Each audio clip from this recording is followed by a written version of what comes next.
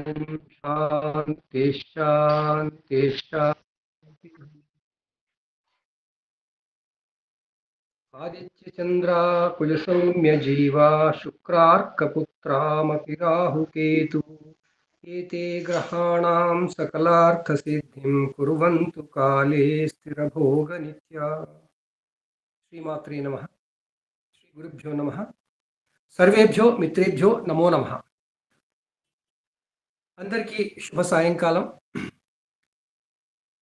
జ్యోతిష బాలశిక్ష పాఠాలలో మనం ఈరోజు 10వ పాఠానికి వచ్చాం. అయితే గత వారం మనం పాఠాన్ని రికార్డు చేయలేదు కాబట్టి ఈ వారం పాఠం అదే నెంబర్ ఇచ్చి పాఠం 9గా తీసుకుంటున్నాం. గత వారం మనం అంతకుముందు జరిగిన పాఠాల పునశ్చరణ కోసం ఒక క్విజ్ లాంటిది చూసి మాట్లాడుకున్నాం. దాంట్లోని సమాధానాలు చెప్పుకున్నాం, ప్రశ్నలు సమాధానాలు. తర్వాత మళ్ళీ కొన్ని రాశి కారకత్వాలు కూడా చెప్పుకున్నాం. రాశి కారకత్వాలకు సంబంధించి ఇది పూర్తి స్థాయిలో 2వ ఎపిసోడ్గా తీసుకుందాం. అందుకే రాశి కారకత్వాలు 2 అని పెట్టుకున్నాం శీర్షిక. మొదటి దాంట్లో మనం కొన్ని రాశి కారకత్వాలు చెప్పుకున్నాం. ఇప్పుడు మరికొన్ని రాశి కారకత్వాలు చెప్పుకుంటాం. ఈలోగా మళ్ళీ ఒకసారి ఇప్పటిదాకా అయిన పాఠాల పునశ్చరణతో కొంచెం మొదలు పెట్టుకుందాం. మనం జ్యోతిష శాస్త్రం నేర్చుకుందామని ఈ క్లాస్ పెట్టుకున్నాం. జ్యోతిష శాస్త్రంలో అసలు ఏముంటాయి, అసలు జ్యోతిష శాస్త్రం దేనికోసం, ఆ శాస్త్రంలో ఏం చదువుతాము అనే విషయాలు తెలుసుకోవడానికి ముందు మనం జ్యోతిష్సుల శాస్త్రంగా దీన్ని తీసుకున్నాం. జ్యోతిష్సులు అంటే ఏంటి, మళ్ళీ ఏంటి అంటే మన చుట్టూ ఉన్న ప్రకృతినే జ్యోతిష్సులు అంటారు. అది కూడా మనం తెలుసుకున్నాం. ఈ ప్రకృతిలోని జ్యోతిష్యులన్నీ మొత్తం ప్రకృతిని ఎలా మనం నిర్వచించి తెలుసుకుంటాం, మనకు అర్థం కావడం కోసం దాన్ని ఏదో విధంగా వర్గీకరించాలి. కాబట్టి మన ప్రాచీన శాస్త్రజ్ఞులైనటువంటి ఋషులు దీన్ని ఏం చేశారు, వర్గీకరించారు. ప్రకృతి శక్తులని 3 రకాలుగా వర్గీకరించారు. ఎలా వర్గీకరించారు? ఒకటి నక్షత్రాలుగా, రెండవది రాసులుగా, మూడవది గ్రహాలుగా వర్గీకరించారు. ఈ క్రమం ఎందుకు చేశారు వాళ్ళు అంటే, వాళ్ళు అప్పటికే ఈ భూగోళం అనేది ఒక చోట ఉన్నదని, ఈ భూగోళం ఉన్న ప్రాంతం అంతా సౌరమండలం అని, ఈ సౌరమండలానికి అవతల నక్షత్రాలు ఉన్నాయని వాళ్ళు అప్పుడు పూర్తిగా గ్రహించి ఈ మొత్తం భూమి చుట్టూ సౌరమండలం, సౌరమండలం చుట్టూ నక్షత్ర మండలం ఉన్నాయి. కాబట్టి వీటన్నింటినీ కలగలుపుతూ నక్షత్ర మండలానికి సంబంధించిన నక్షత్రాలని రాసుల్ని జ్యోతిష్యులుగా తీసుకున్నారు. అవి కదలకుండా ఉంటాయి ఎప్పుడు, కాబట్టి స్థిరమైన జ్యోతిష్యులు అనుకున్నారు. దాని తర్వాత సౌరమండలం ప్రాంతంలో ఉన్నవన్నీ గ్రహాలుగా గుర్తించి ఆ గ్రహాలు కదులుతూ ఉంటాయి కాబట్టి అవి చరజ్యోతిష్యులు అన్నారు, డైనమిక్ ఎనర్జీస్. ఈ చరజ్యోతిష్యులు ప్రకృతే, ఆ స్థిర జ్యోతిష్యులు కూడా ప్రకృతే. కానీ ప్రకృతిలో 2 పొరలుగా వచ్చాయి. భూమండలానికి 2 పొరల్లో ఉంటాయి. ఆ క్రమంలో వాళ్ళు గ్రహాలని, ఈ నక్షత్రాలని ఎలా గమనించారు? ఆకాశం వైపు చూస్తూ ఆ భూమి మీద ఉన్న వాళ్ళకి 2 పెద్ద బింబగ్రహాలు ఆధారం. ఆకాశాన్ని మనం పరిశీలిస్తున్నప్పుడు మనకి ఆధారమైనవి ఏవి అంటే సూర్యుడు, చంద్రుడు. అందువల్ల ముందు చంద్రుడిని చూసి, చంద్రుడు భూమి చుట్టూ తిరుగుతున్నాడు అంటే ఒకసారి మళ్ళీ వెళ్ళే చోటికి మళ్ళీ వచ్చాడు అని ఎప్పుడు వెళ్తే వాళ్ళు గమనించారో అప్పుడు వాళ్ళు ఆ ఆధారంగా, ఆ చంద్రుని యొక్క గమనం ఆధారంగా ఆకాశాన్ని విభజించారు. అప్పుడు వాళ్ళకి 27 భాగాలు వచ్చాయి. అంటే ఒకసారి చంద్రుని మనం చూసి ఆయన నేపథ్యాన్ని గుర్తించి, ఎప్పుడో ఓ రోజు ముఖ్యంగా పున్నమి నాడు యూజ్ చేసుకున్నారు వాళ్ళు. పున్నమి నాడు చంద్రుడి వెనకాల ఉన్న ఆకాశం ఏంటో గుర్తించి, ఆ రాత్రంతా ఎలా ఉందో గుర్తించి, మళ్ళీ అలాంటి ఆకాశ నేపథ్యం ఎప్పుడు వచ్చిందని చూసినప్పుడు 27 రోజులకు వచ్చింది. అందువల్ల ఈ ఆకాశం అంతా కూడా ఆయన నక్షత్రాల్లో ఉన్నాడు కాబట్టి ఆ నక్షత్రాలన్నింటినీ ఒక గ్రూప్ అనుకుని 27 నక్షత్రాలుగా వాళ్ళు చెప్పుకున్నారు. జ్యోతిష్ శాస్త్రంలో నక్షత్రము అనగా ఆకాశంలోని 13.20 డిగ్రీల ఆకాశ ప్రాంతము లేదా వృత్తములో 1/27వ భాగమైనది అర్థం చేసుకోవాలి. నేను వాయిస్ రావట్లేదు అంటున్నారు, అందరికీ అలాగే ఉందా లేకుంటే? వస్తుంది సార్, వినిపిస్తుంది గురుగారు. ఎవరో ఒక మెసేజ్ పెట్టారు. సో మనకి ఆకాశం 27 భాగాలుగా గుర్తించారు. ఎందుకు గుర్తించారు వాళ్ళు? పరిశీలించాలంటే మనం ఏదో ఒక మార్క్ చేసుకోవాలి కదా. ఇప్పుడు ఏదైనా మనం ఎవరైనా చదవండి అన్నప్పుడు, ఏదైనా చేయండి అన్నప్పుడు మనం క్రమబద్ధంగా ఒకదానికి ఫిక్స్ చేసుకుంటాం, ఫ్రేమ్ చేసుకుంటాం. అలా మన ఋషులు ఆకాశాన్ని 27 భాగాలుగా చూసిన తర్వాత 27 భాగాల్లో ఏ గ్రహాలు ఎక్కడ పోతున్నాయో గుర్తించాలి. రాత్రిపూట అయితే వీలవుతుంది, పొద్దున పూట వీలు కాదు. ఇవన్నీ గమనిస్తూ ఆ పరిమితులన్నీ అధిగమిస్తూ చివరికి వాళ్ళు మరి ఇంకోటి కూడా కనుకుంది కదా, అసలు ఇంకో వెలుగు, పెద్ద వెలుగు ఉంది కదా అని సూర్యుడిని కూడా గమనించి, సూర్యుడిని గమనించాలంటే పొద్దున్నే లేచి కూర్చోవాలి, లేదా రాత్రి అయిన తర్వాత కూర్చోవాలి. సో అలా వాళ్ళు అప్పుడు ఇప్పుడు ఏదో రకంగా చేసుకుంటూ సూర్యుడి వెనకాల కూడా ఉన్న ఆకాశము ఎన్నాళ్ళకు ఒకసారి మారుతుంది అని చూసుకున్నారు. అప్పుడు ఆ సూర్యుడు వెనకాల ఉన్న ఆకాశం కూడా స్థిరంగానే ఉంటుంది, కానీ సూర్యుడు ఎక్కి వస్తున్నట్టుగా చూసి నెల రోజులకు ఒకసారి మారుతుందని, ఈ నెల రోజుల్లోగా భూమి మీద ఏం జరుగుతుందని గమనిస్తే భూమి మీద కాలచక్రంలో 6 ఋతువులు అయిపోతున్నాయని తెలుసుకున్నారు. మళ్ళీ అక్కడికి వస్తున్నాం తెలుసుకున్నారు. ఆ మళ్ళీ వచ్చేది కూడా గుర్తుపట్టాలి కదా. ఎలా గుర్తుపెట్టారు అంటే వాళ్ళు రాత్రి పగలు సమానమైన రోజుల్ని ఆధారం చేసుకున్నారు. భూగోళం మీద రాత్రి పగలు తప్పకుండా ఏర్పడేవే. ఆ రాత్రి పగలు ఏర్పడేవి రోజు ఒకే పరిమాణంతో ఉన్నాయా అని గమనించారు. ఇప్పుడు మనకు అనిపిస్తుంది వాళ్ళు ఏం లెక్కలు చేశారు అని. ఇప్పుడు మనం ఎన్ని లోతైన లెక్కలు సూక్ష్మ పద్ధతిలో చేసినా వాళ్ళు చేసిన లెక్కల కన్నా మనం చేయలేము. ఆ లెక్కల ఫలితంగానే మనకు వచ్చినటువంటి మొట్టమొదటి ఖగోళ శాస్త్ర విజ్ఞాన గ్రంథము, సిద్ధాంత గ్రంథము మనకి సూర్య సిద్ధాంతము అంట. ఆ సూర్యుడిని, ఆకాశాన్ని అన్నింటినీ లెక్క కట్టడానికి వాళ్ళు చేసిన ప్రయత్నాల కారణంగా వాళ్ళకి 12 ఆకాశ భాగాలు వచ్చాయి. సో చంద్రుడి కోసం 27 భాగాలు అనుకున్నారు, సూర్యుడి కోసం అదే ఆకాశాన్ని మళ్ళీ 12 భాగాలు అనుకున్నారు. సో సూర్యుడిది ఏం చెప్పాలి అంటే చంద్రుడి కన్నా ఈయన వెనకాల ఉన్న నక్షత్రాలు ఎక్కువగా ఉన్నాయి కాబట్టి నక్షత్రాల గుంపు, నక్షత్రాల కుప్ప ఈయనదని, నక్షత్రాలు ఆయనవని, ఇలా మనకి 27 నక్షత్రాలు, తర్వాత 12 రాసులుగా దాన్ని మనకి ఇచ్చారు. ఈ విభజన ఎందుకు చేశారు?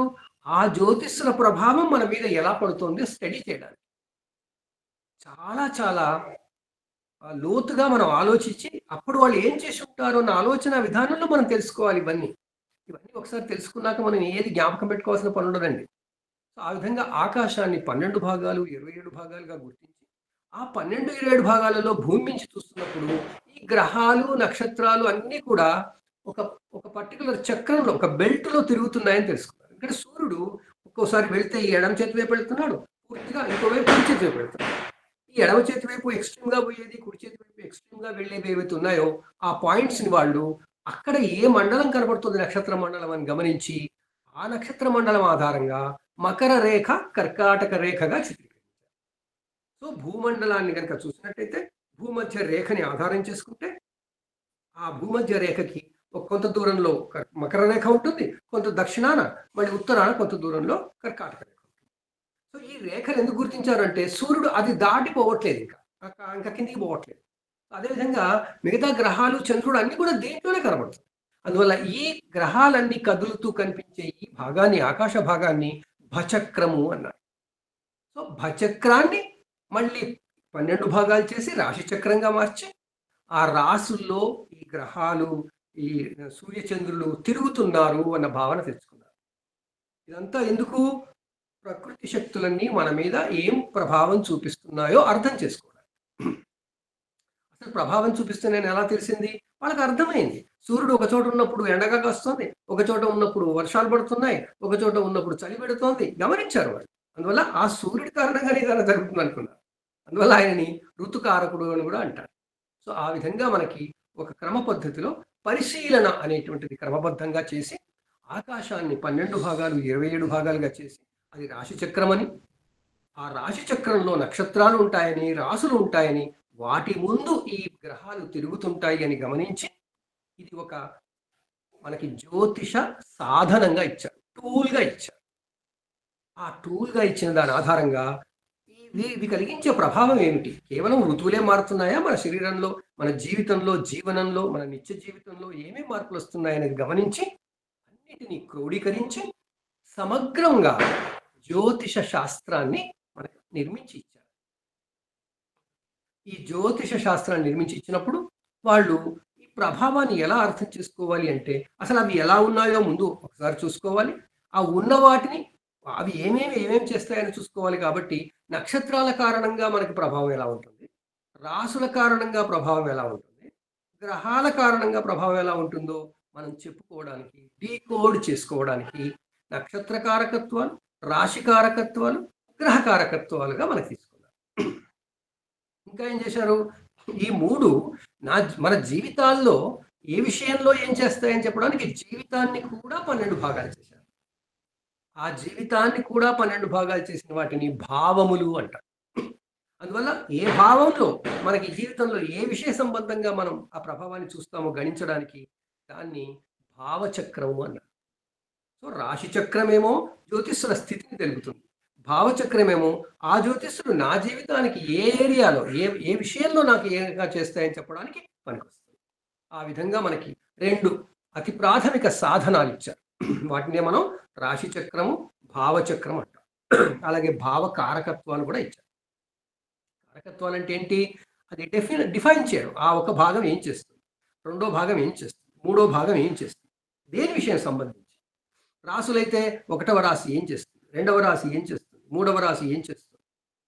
నక్షత్రాలైతే ఆ 1వ నక్షత్రం, 2వ నక్షత్రం, 3వ నక్షత్రం. నక్షత్రాలన్నీ రాసుల ముందు తక్కువైపోతాయి కాబట్టి సూర్యుడే మనకి ముఖ్యం కాబట్టి ఆ నక్షత్రాల ప్రభావం రాసుల ద్వారా ఎలాగో వస్తుంది కాబట్టి వాళ్ళు రాశి కారకత్వానికి ప్రాధాన్యత ఇచ్చారు. రాశి కారకత్వాలు దేని గురించి ఉంటాయి? ప్రకృతి గురించి ఉంటాయి.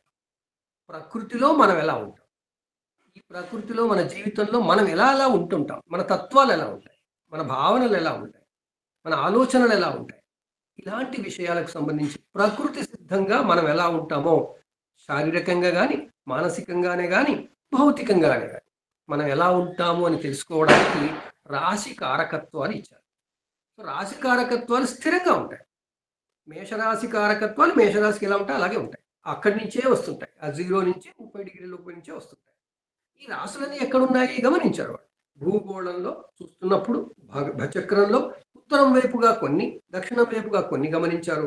ఉత్తరం వైపుగా ఉన్న 6 రాశుల్ని మేషము నుంచి కన్య వరకు, దక్షిణం వైపు తుల నుంచి మీనం వరకు తీసుకున్నారు. అంటే మేషము, తులలు భూమధ్య రేఖకి దగ్గరగా ఉన్నాయి, విశ్వ మధ్య రేఖలో ఉన్నాయి, సౌరమండలానికి మధ్య రేఖలో ఉన్నాయి. సో వాటి నుంచి ఆధారం చేసుకుని, ఎందుకంటే అక్కడికి వచ్చినప్పుడే భూమి మీద దివారాత్రాలు సమానమవుతున్నాయి, పగలు రాత్రి సమానం. అంత ఇదిగా వాళ్ళు దాన్ని గమనించి లెక్క పెట్టి సిద్ధాంతీకరించి ముందు పరిశోధించి నిర్ధారణ చేసుకున్నాక సిద్ధాంతం చేశారు. ఇంత ప్రాసెస్ జరిగిందండి. ఈరోజు మనం నేర్చుకోవడానికి ఊరికే కూర్చొని అది ఇదని నేర్చేసుకుంటున్నాం. వాళ్ళంతా ప్రత్యక్షంగా చూసి, ప్రత్యక్ష శాస్త్రం కదా ఇది. ఆ ప్రత్యక్ష శాస్త్రంగా దీన్ని నిర్మించి ఇచ్చినప్పుడు మనకి రాసులు అనేవి నిర్వచించి ఇచ్చినప్పుడు మనకి రాసులు 6 రాసులు ఉత్తర దిగ్భాగంలో అంటే ఉత్తరార్ధ గోళంలో, 6 రాసులు దక్షిణార్ధ గోళంలో ఉంటాయి. ఈ ఉత్తరార్ధ గోళంలో ఉన్న మేషము, వృషభము, మిథునము, కర్కాటకము, సింహము, కన్య ఈ 6 మళ్ళీ 4వది మనకు వచ్చేసి కర్కాటకం. అంటే 3 అయిన తర్వాత కర్కాటకం. సో 3 కాగానే మనకి ఆ రోజు ఆ రాశి దగ్గరికి సూర్యుడు పోయినప్పుడు మళ్ళీ ఏదో భూమి మీద జరుగుతుందని గమనించారు. అలా అక్కడి నుంచి మళ్ళీ తుల నుంచి మళ్ళీ వస్తున్నప్పుడు తులా, వృశ్చికం, ధనుస్సు కాగానే మళ్ళీ మకరం దగ్గరకు రాగానే మళ్ళీ ఏదో సంభవిస్తుందని గమనించారు. మళ్ళీ మేషం దగ్గర దివారాత్రాలు సమానం అవుతున్నాయి అనుకున్నారు. ఇలా దివారాత్రాలు సమానం అవడం, రాత్రి పగళ్ళు సమానంగా ఉండే కాలాన్ని ఆ రోజుని విషువత్తు అంటారు. విషువత్ పుణ్యకాలము అంటారు. విషువత్తు పర్వము అంటారు. పర్వము అంటే ఒక పార్ట్. సో ఆ విషువత్ పుణ్యకాలాలతో పాటు ఈ ధనుస్సు నుంచి మకరంలోకి వెళ్తున్నప్పుడు, అంటే ఆయన మకరం దగ్గర మనకు కనపడ్డప్పుడు మన భూమి మీద ఏం జరుగుతుంది, అప్పుడు అతి పొడవైన రాత్రి గమనించారు. కర్కాటకంలో ఉన్నప్పుడు, కర్కాటకంలోకి వెళ్తున్నప్పుడు అతి పొడవైన పగటిని గమనించారు.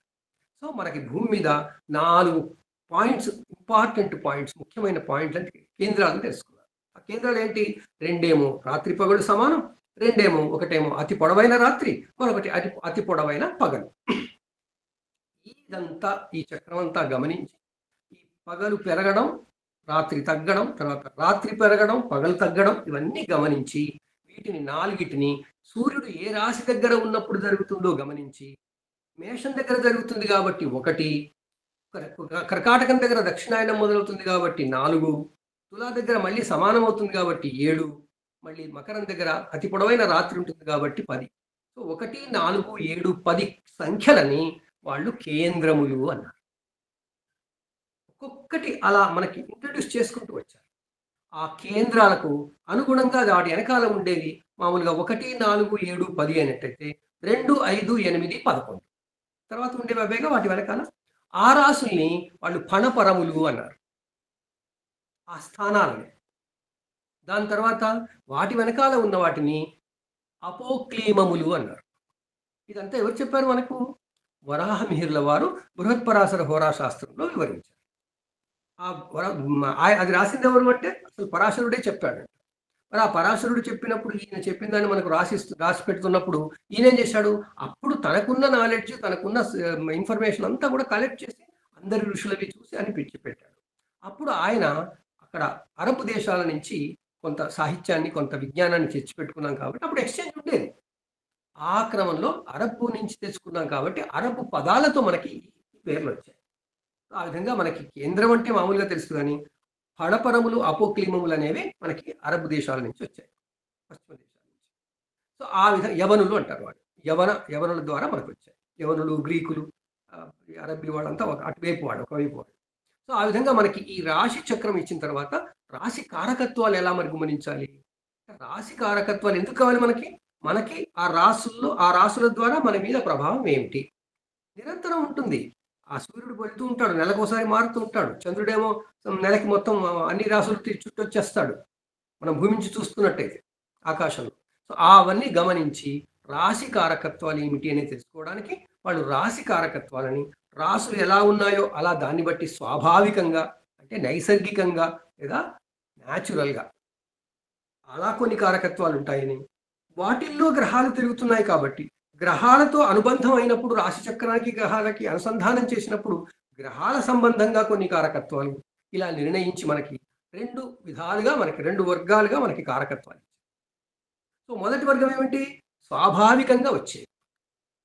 స్వాభావికంగా అంటే న్యాచురల్గా ఎలా ఉన్నాయో అలా అవి స్థిరంగా ఉంటాయి. దాంట్లో వీళ్ళు మేషము మొట్టమొదటి రాశిగా గుర్తించారు. ఎందుకు గుర్తించారు? ఆ మేషం దగ్గరికి వచ్చినప్పుడు వసంత ఋతువు వస్తుంది, ప్రకృతి మనకి సృష్టి జరిగినట్టుగా అనిపిస్తుంది అని కొత్తగా వస్తుంటాయి చిగుర్లు వృక్షాలకి. సో ఆ విధంగా ప్రకృతి కాలం అనేది అప్పుడు మొదలైంది అని అనుకున్నారు. ఆ కాలం మొదలైతే మేషరాశిలో మొదలైతే మేషం నుంచి మొదలు పెట్టాలి. సో మేషం నుంచి ఆ రాశిని లెక్క 12 లెక్క పెట్టడం మొదలు పెడితే మేషం 1, వృషభం 2, మిథునం 3, కర్కాటకం 4, సింహం 5, కన్య 6, తుల 7, వృశ్చికం 8, ధనుస్సు 9, మకరం 10, కుంభం 11, మీనం 12. సో ఈ 12 రాసుల్ని వాళ్ళు గుర్తించి ఆయా రాశి ప్రాంతాలు అంటే ఆ ఆకాశ ప్రాంతాల నుంచి వచ్చే ఆ వెలుగులు మన మీద ఎలాంటి ప్రభావం చూపిస్తాయి, కారకత్వాలు ఏమిటి అని గుర్తించారు. సో అవన్నీ చూడాలంటే ముందు అవి ఉదయించడం చూడాలి కదా. ఆకాశంలో అవి ఎలా ఉదయిస్తున్నాయో మనం పరిశీలించాలి. ఈ రోజుల్లో మనం బయటికి వెళ్ళడం, ఆకాశాన్ని చూడడం, ఏమీ చూడం అని నేర్చుకుంటున్నాం కాబట్టి ఏం చేయాలి?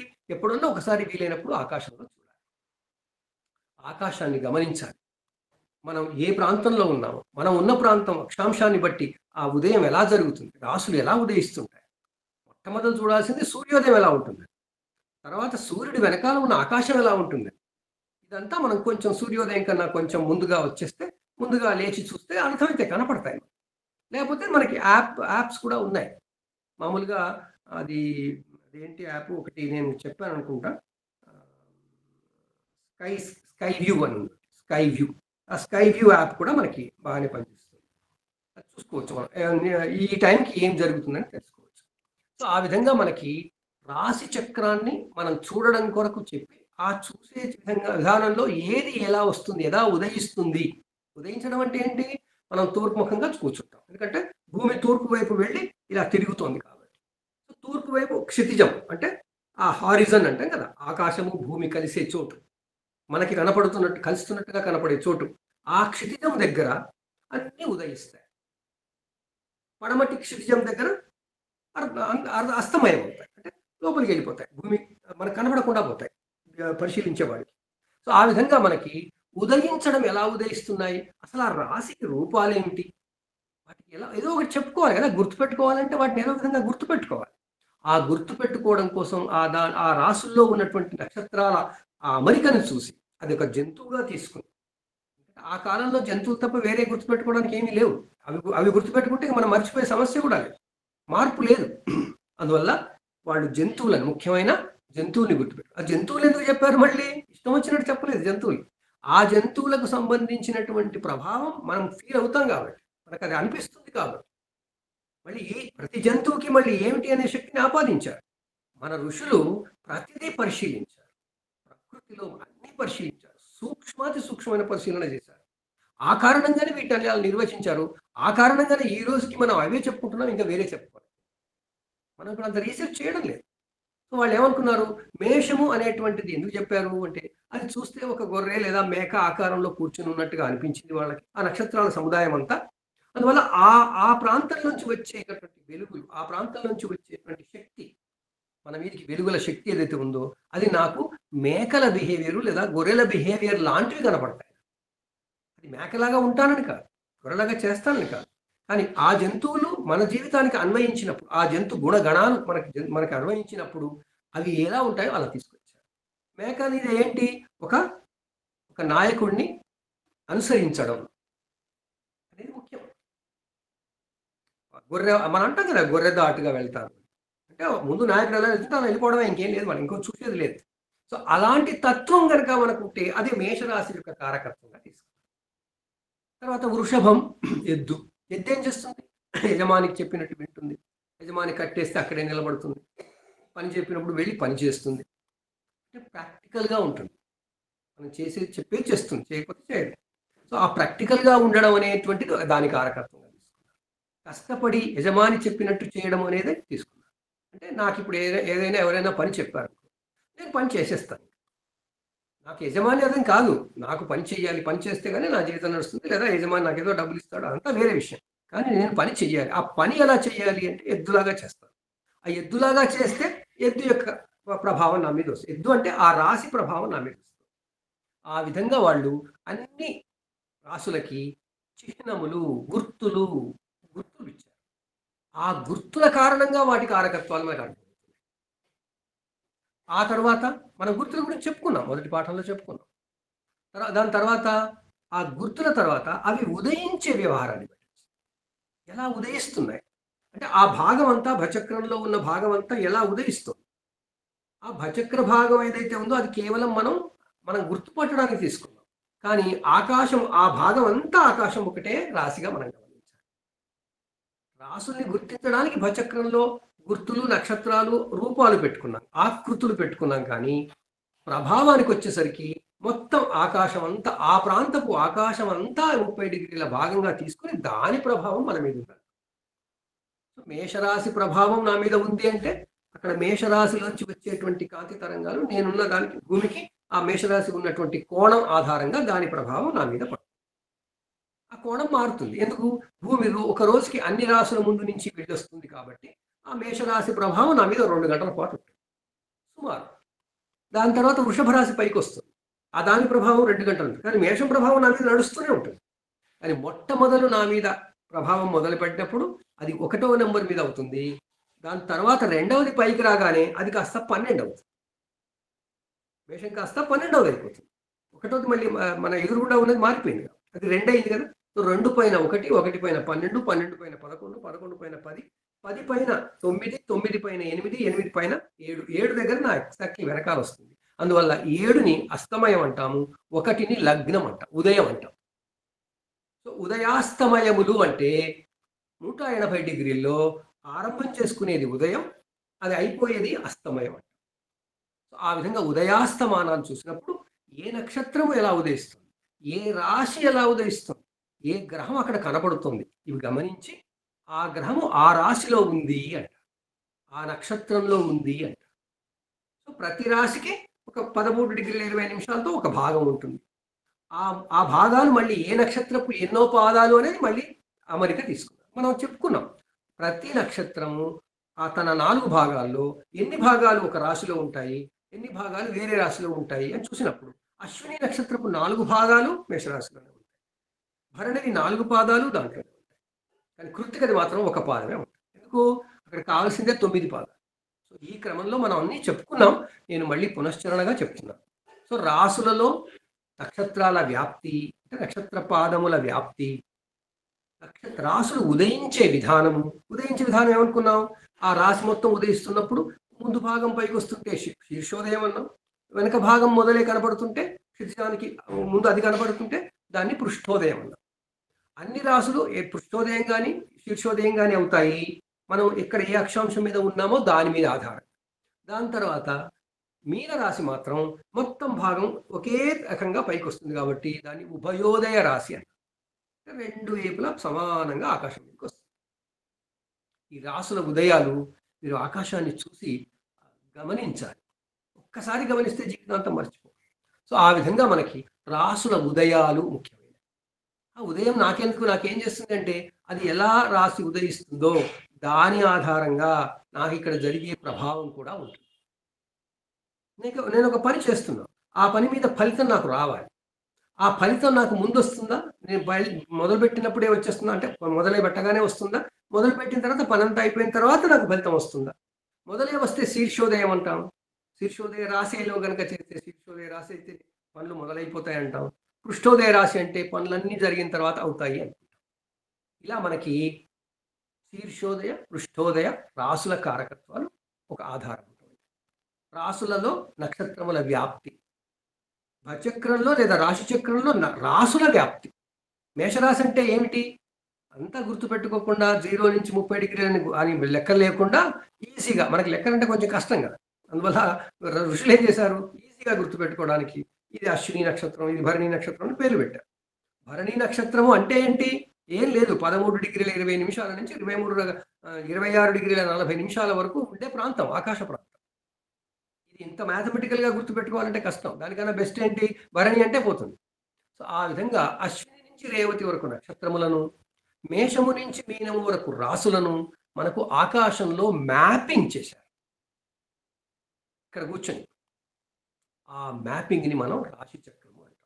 ఆ మ్యాప్ అయినటువంటి రాసుల కారకత్వాలు ఏంటి అన్నప్పుడు మొట్టమొదటి వాటి ఉదయం, వాటి వ్యాప్తి, వాటిలో నక్షత్రాల వ్యాప్తి. ఇది సహజంగా అక్కడ ఉన్న చక్రం, అక్కడ ఉన్న స్ట్రక్చర్, నిర్మాణం, అదంతా ఒక కారకత్వం. అంటే రాసుల వ్యాప్తి కారకత్వమే, నక్షత్రాల వ్యాప్తి కారకత్వమే, తర్వాత రాసుల ఉదయం కావడం కారకత్వమే, ఉదయించడానికి పట్టే సమయం కూడా కారకత్వం. ఆ సమయం ఏంటి, ఒక్కో రాశి చాలా సేపటికి పైకి వస్తుంది. అన్ని కలిపితే మళ్ళీ 24 గంటలు వచ్చేస్తాయి. కానీ ఒక్కో రాశి కాస్త ఎక్కువ టైం తీసుకుంటుంది, ఒక్కో రాశి తక్కువ టైం తీసుకుంటుంది. తక్కువ టైం తీసుకునే రాసుల్ని హ్రస్వ రాసులు అన్నారు. Short term, short period. తర్వాత కాస్త ఎక్కువ సమయం తీసుకునేవి దీర్ఘరాశులు. ఈ రెండింటికి మధ్యగా ఉండేవి సమరాశులు లేదా మధ్యమ రాశులు. సో ఆ విధంగా మనకి రాసుల కాలం, అదే దేన్ని బట్టి, ఉదయించే కాలాన్ని బట్టి, ఉదయించే విధానాన్ని బట్టి శీర్షోదయ పృష్ఠోదయ, ఉదయించే కాలాన్ని బట్టి మనకి హ్రస్వ దీర్ఘ అనే రాసులు వచ్చాయి. ఈ విధంగా మనకి హ్రస్వ దీర్ఘ రాసులు, ఉదయాన్ని బట్టి రాసులు, వాటి యొక్క డిగ్రీలను బట్టి రాసులు, వాటిలో ఉన్న నక్షత్రాలను బట్టి రాసులు, ఈ విధంగా మనకి కారకత్వాలనే వచ్చాయి. మరి ఆ భాగపు ఆకాశం నాకు ఏ రకంగా ప్రకృతిలో నాకు కారకత్వం అవుతుంది, కారణం అవుతుంది అని చూసినప్పుడు తర్వాత వాళ్ళు తీసుకున్నది రంగులు తీసుకున్నారు. రంగులు అంటే ఏంటి, మనకు కనపడుతుంటాయి కదా, మనకు అన్ని రంగులు కనబడతాయి కదా, మనకి కళ్ళుతో చూస్తున్నప్పుడు ప్రకృతి పచ్చగా కనబడుతుంది, నిప్పు ఎర్రగా కనబడుతుంది, రక్తం ఎర్రగా ఉంటుంది, అన్ని రంగులు ఉన్నాయి కదా.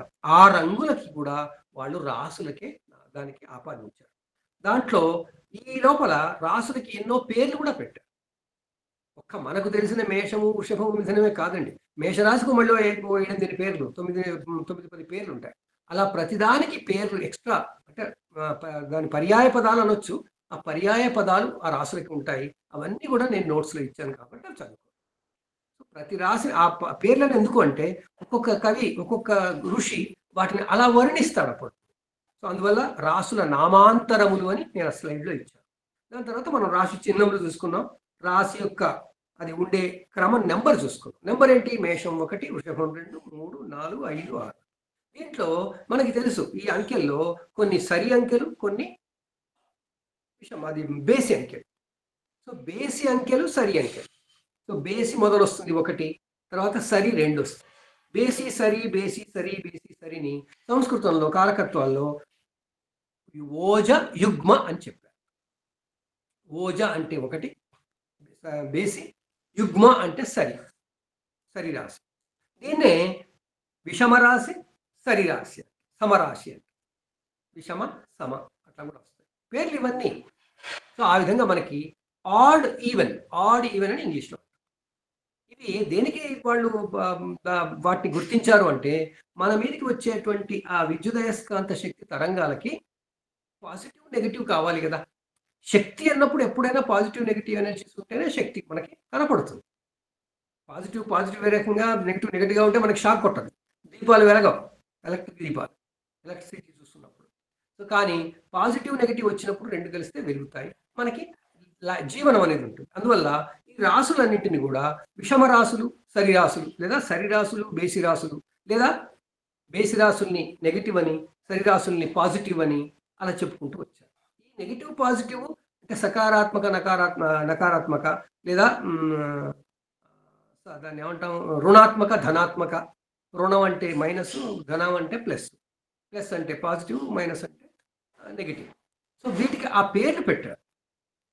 దాన్నే ఇంకా ఈజీగా చెప్పడానికి స్త్రీ పురుష అని చెప్పారు. పురుష అంటే బేసిక్ అని, స్త్రీ అంటే ఈవెన్ అని, అంటే సరి సంఖ్య. సో పురుష స్త్రీ, పురుష స్త్రీ, పురుష స్త్రీ. ఈ పురుష స్త్రీ చెప్పుకురావడంలోనే మనకి అర్ధనారీశ్వర తత్వం తీసుకొచ్చారు. ఈ ప్రపంచం అంతా అర్ధనారీశ్వరులతో అన్నారు కదా. ఎలా వచ్చింది? ఇదే విధంగా మేషం వృషభం కలవాలి, తర్వాత మిథునం కర్కాటకం కలవాలి, అలా అన్ని కలిస్తేనేగా మళ్ళీ ప్రపంచం వచ్చింది. సో ఆ విధంగా ప్రకృతిని వాళ్ళు ఎన్ని రకాలుగా చూసి అది మనకి అనుభవంతో రావడం కోసం గమనించిన విధానాలలో మనకి కారకత్వాలు ఇచ్చినప్పుడు ఇది రెండు మడతలుగా దాన్ని మనకి వర్గీకరించారు. ఈ ప్రకృతి సిద్ధంగా ఉన్నటువంటి స్వాభావికమైనటువంటి కారకత్వాలు మనకి సెట్లుగా ఉంటాయి. ఒక సెట్ అంటాం. ఇప్పుడు మేషం వృషభం ఒక సెట్, మిథునం కర్కాటకం ఒక సెట్, సరి బేసి, బేసి సరి, బేసి సరి, బేసి సరి. ఆ బేసి సరులుగా చెప్పిన ఓజ యుగ్మ సంఖ్యలతోని 6 బేసి రాసులు, 6 సరి రాసులు వస్తాయి. మేషం బేసి, వృషభం సరి. సో ఇవి రెండు మొదట్లో ఉంటాయి. మేషం తర్వాత వృషభం, ఇక్కడ మిథునం, ఇక్కడ కర్కాటకం, ఇక్కడ సింహం, ఇక్కడ కన్య, ఇక్కడ తుల, ఇక్కడ వృశ్చికం, ఇక్కడ ధనుస్సు, ఇక్కడ మకరం, ఇక్కడ కుంభం, ఇక్కడ మీనం.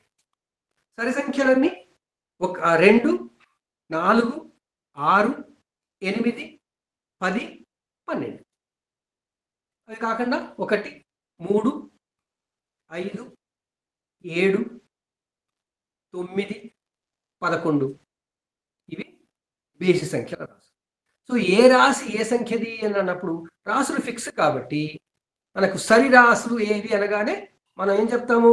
వృషభ రాశి, 2, 4 కర్కాటక రాశి, 6 కన్యా రాశి, 8 వృశ్చిక రాశి, 10 మకర రాశి, 12 మీనరాశి. ఈ 6 సరి రాశులు అంటారు. వీటిల్లో ఏం లక్షణాలు ఉంటాయి? స్త్రీ పురుషత్వాన్ని చూసుకున్నప్పుడు స్త్రీత్వము పురుషత్వము అనుకుంటే ఆ స్త్రీత్వం అనేది ఈ రాశుల్లోంచి వస్తుంది, పురుషత్వం అనేది ఈ రాశుల్లోంచి వస్తుంది. సో మనం అప్పుడప్పుడు మామూలుగా చెప్పుకోవాలంటే, మన పరిభాషలో చెప్పుకోవాలంటే, మనం ఆడవాళ్ల పనులు చేస్తాం, మగవాళ్ల పనులు కూడా చేస్తుంటాం. ఆడవాళ్ల పనులు అంటే వాళ్ళకి అసైన్మెంట్ చేసినవని కాదు, సృష్టిలో ఆడతనంతో, సృష్టిలో మగతనంతో, పురుషత్వము స్త్రీత్వం. ఆ ప్రకారంగా మనలోనే ఉన్న స్త్రీ ఈ శరీరాశుల ద్వారా మనకి ప్రభావితం చేస్తుంది. మనలోనే ఉన్న పురుషత్వం అనేది ఈ బేసి రాశులతో మనకి చేస్తుంది. అదేంటి, ఆడవాళ్ళలో పురుషత్వం ఉంటుందా, మగవాళ్ళలో స్త్రీత్వం ఉంటుందా అంటే ఉంటుంది. ఉండకుండా ఎలా ఉంటుంది? మనకున్న క్రోమోజోములు 2 ఉంటాయిగా, అమ్మవి నాన్నవి ఇద్దరికి ఉంటాయిగా. సో ఆ క్రమంలో మనకి ఏమొస్తున్నాయంటే, ఒక జాతకుడు ఒక్కోసారి ఎన్నో నిర్ణయాలు తీసుకుంటున్నప్పుడు, లేదా పర్సనాలిటీ చూస్తున్నప్పుడు ఆడవాళ్ళైనా కానీ మగవాళ్ళలాగా అనిపిస్తారు. అంటే వాళ్ళకి ఆ మగ రాశుల యొక్క, పురుష రాశుల యొక్క ప్రభావం వాళ్ళలో. అదేవిధంగా స్త్రీ రాశి, కొంతమంది మగవాళ్లే, అంతా మగవాళ్లే, కానీ వాళ్ళలో మృదుత్వము, ఏదైనా విషయాలు చెప్పినప్పుడు ఆ స్వీకరించే విధానము, అంగీకరించే విధానము, ఆలోచించే విధానము, ఆలోచనల్లో స్త్రీ పురుషులు వేరండి, సేమ్ కాదండి. ఆలోచించడంలో స్త్రీ పురుషుల యొక్క అనాటమీ అలా ఉంది. ఇదేదో ప్రత్యేకంగా లింగ వివక్షణ, అదేదో వివక్షణతో కాదు, సంబంధం లేదు. ఇది నేచర్, ప్రకృతిలో స్త్రీత్వము పురుషత్వానికి సంబంధించిన కారకత్వాలను ఫస్ట్ తీసుకొచ్చేసి వాళ్ళు మనకి ఓజ యుగ్మ సంజ్ఞలుగా ఇచ్చారు. సరిరాశులు బేసి రాశులుగా ఇచ్చారు. స్త్రీ రాశులు పురుష రాశులుగా ఇచ్చారు. ఇదంతా ఎందుకు అవసరం అంటే రాను రాను మనం నేర్చుకునేటువంటి విజ్ఞానంలో కుండలి విశ్లేషణ కోసం ఎన్నో రకాల ఇన్పుట్స్ మనకి ఇచ్చారు కాబట్టి వాటన్నింటినీ మళ్ళీ వర్గీకరించే క్రమంలో ఈ కేటగిరీ చాలా ఇంపార్టెంట్. దీన్ని 2 ఫోల్డ్ అంటాం, అంటే 2 మడతలుగా చేసింది. ఆ 2 మడతలుగా చేసిన క్లాసిఫికేషన్లో ఈ సరిరాశి బేసి రాశి అనేది ప్రధానమైంది.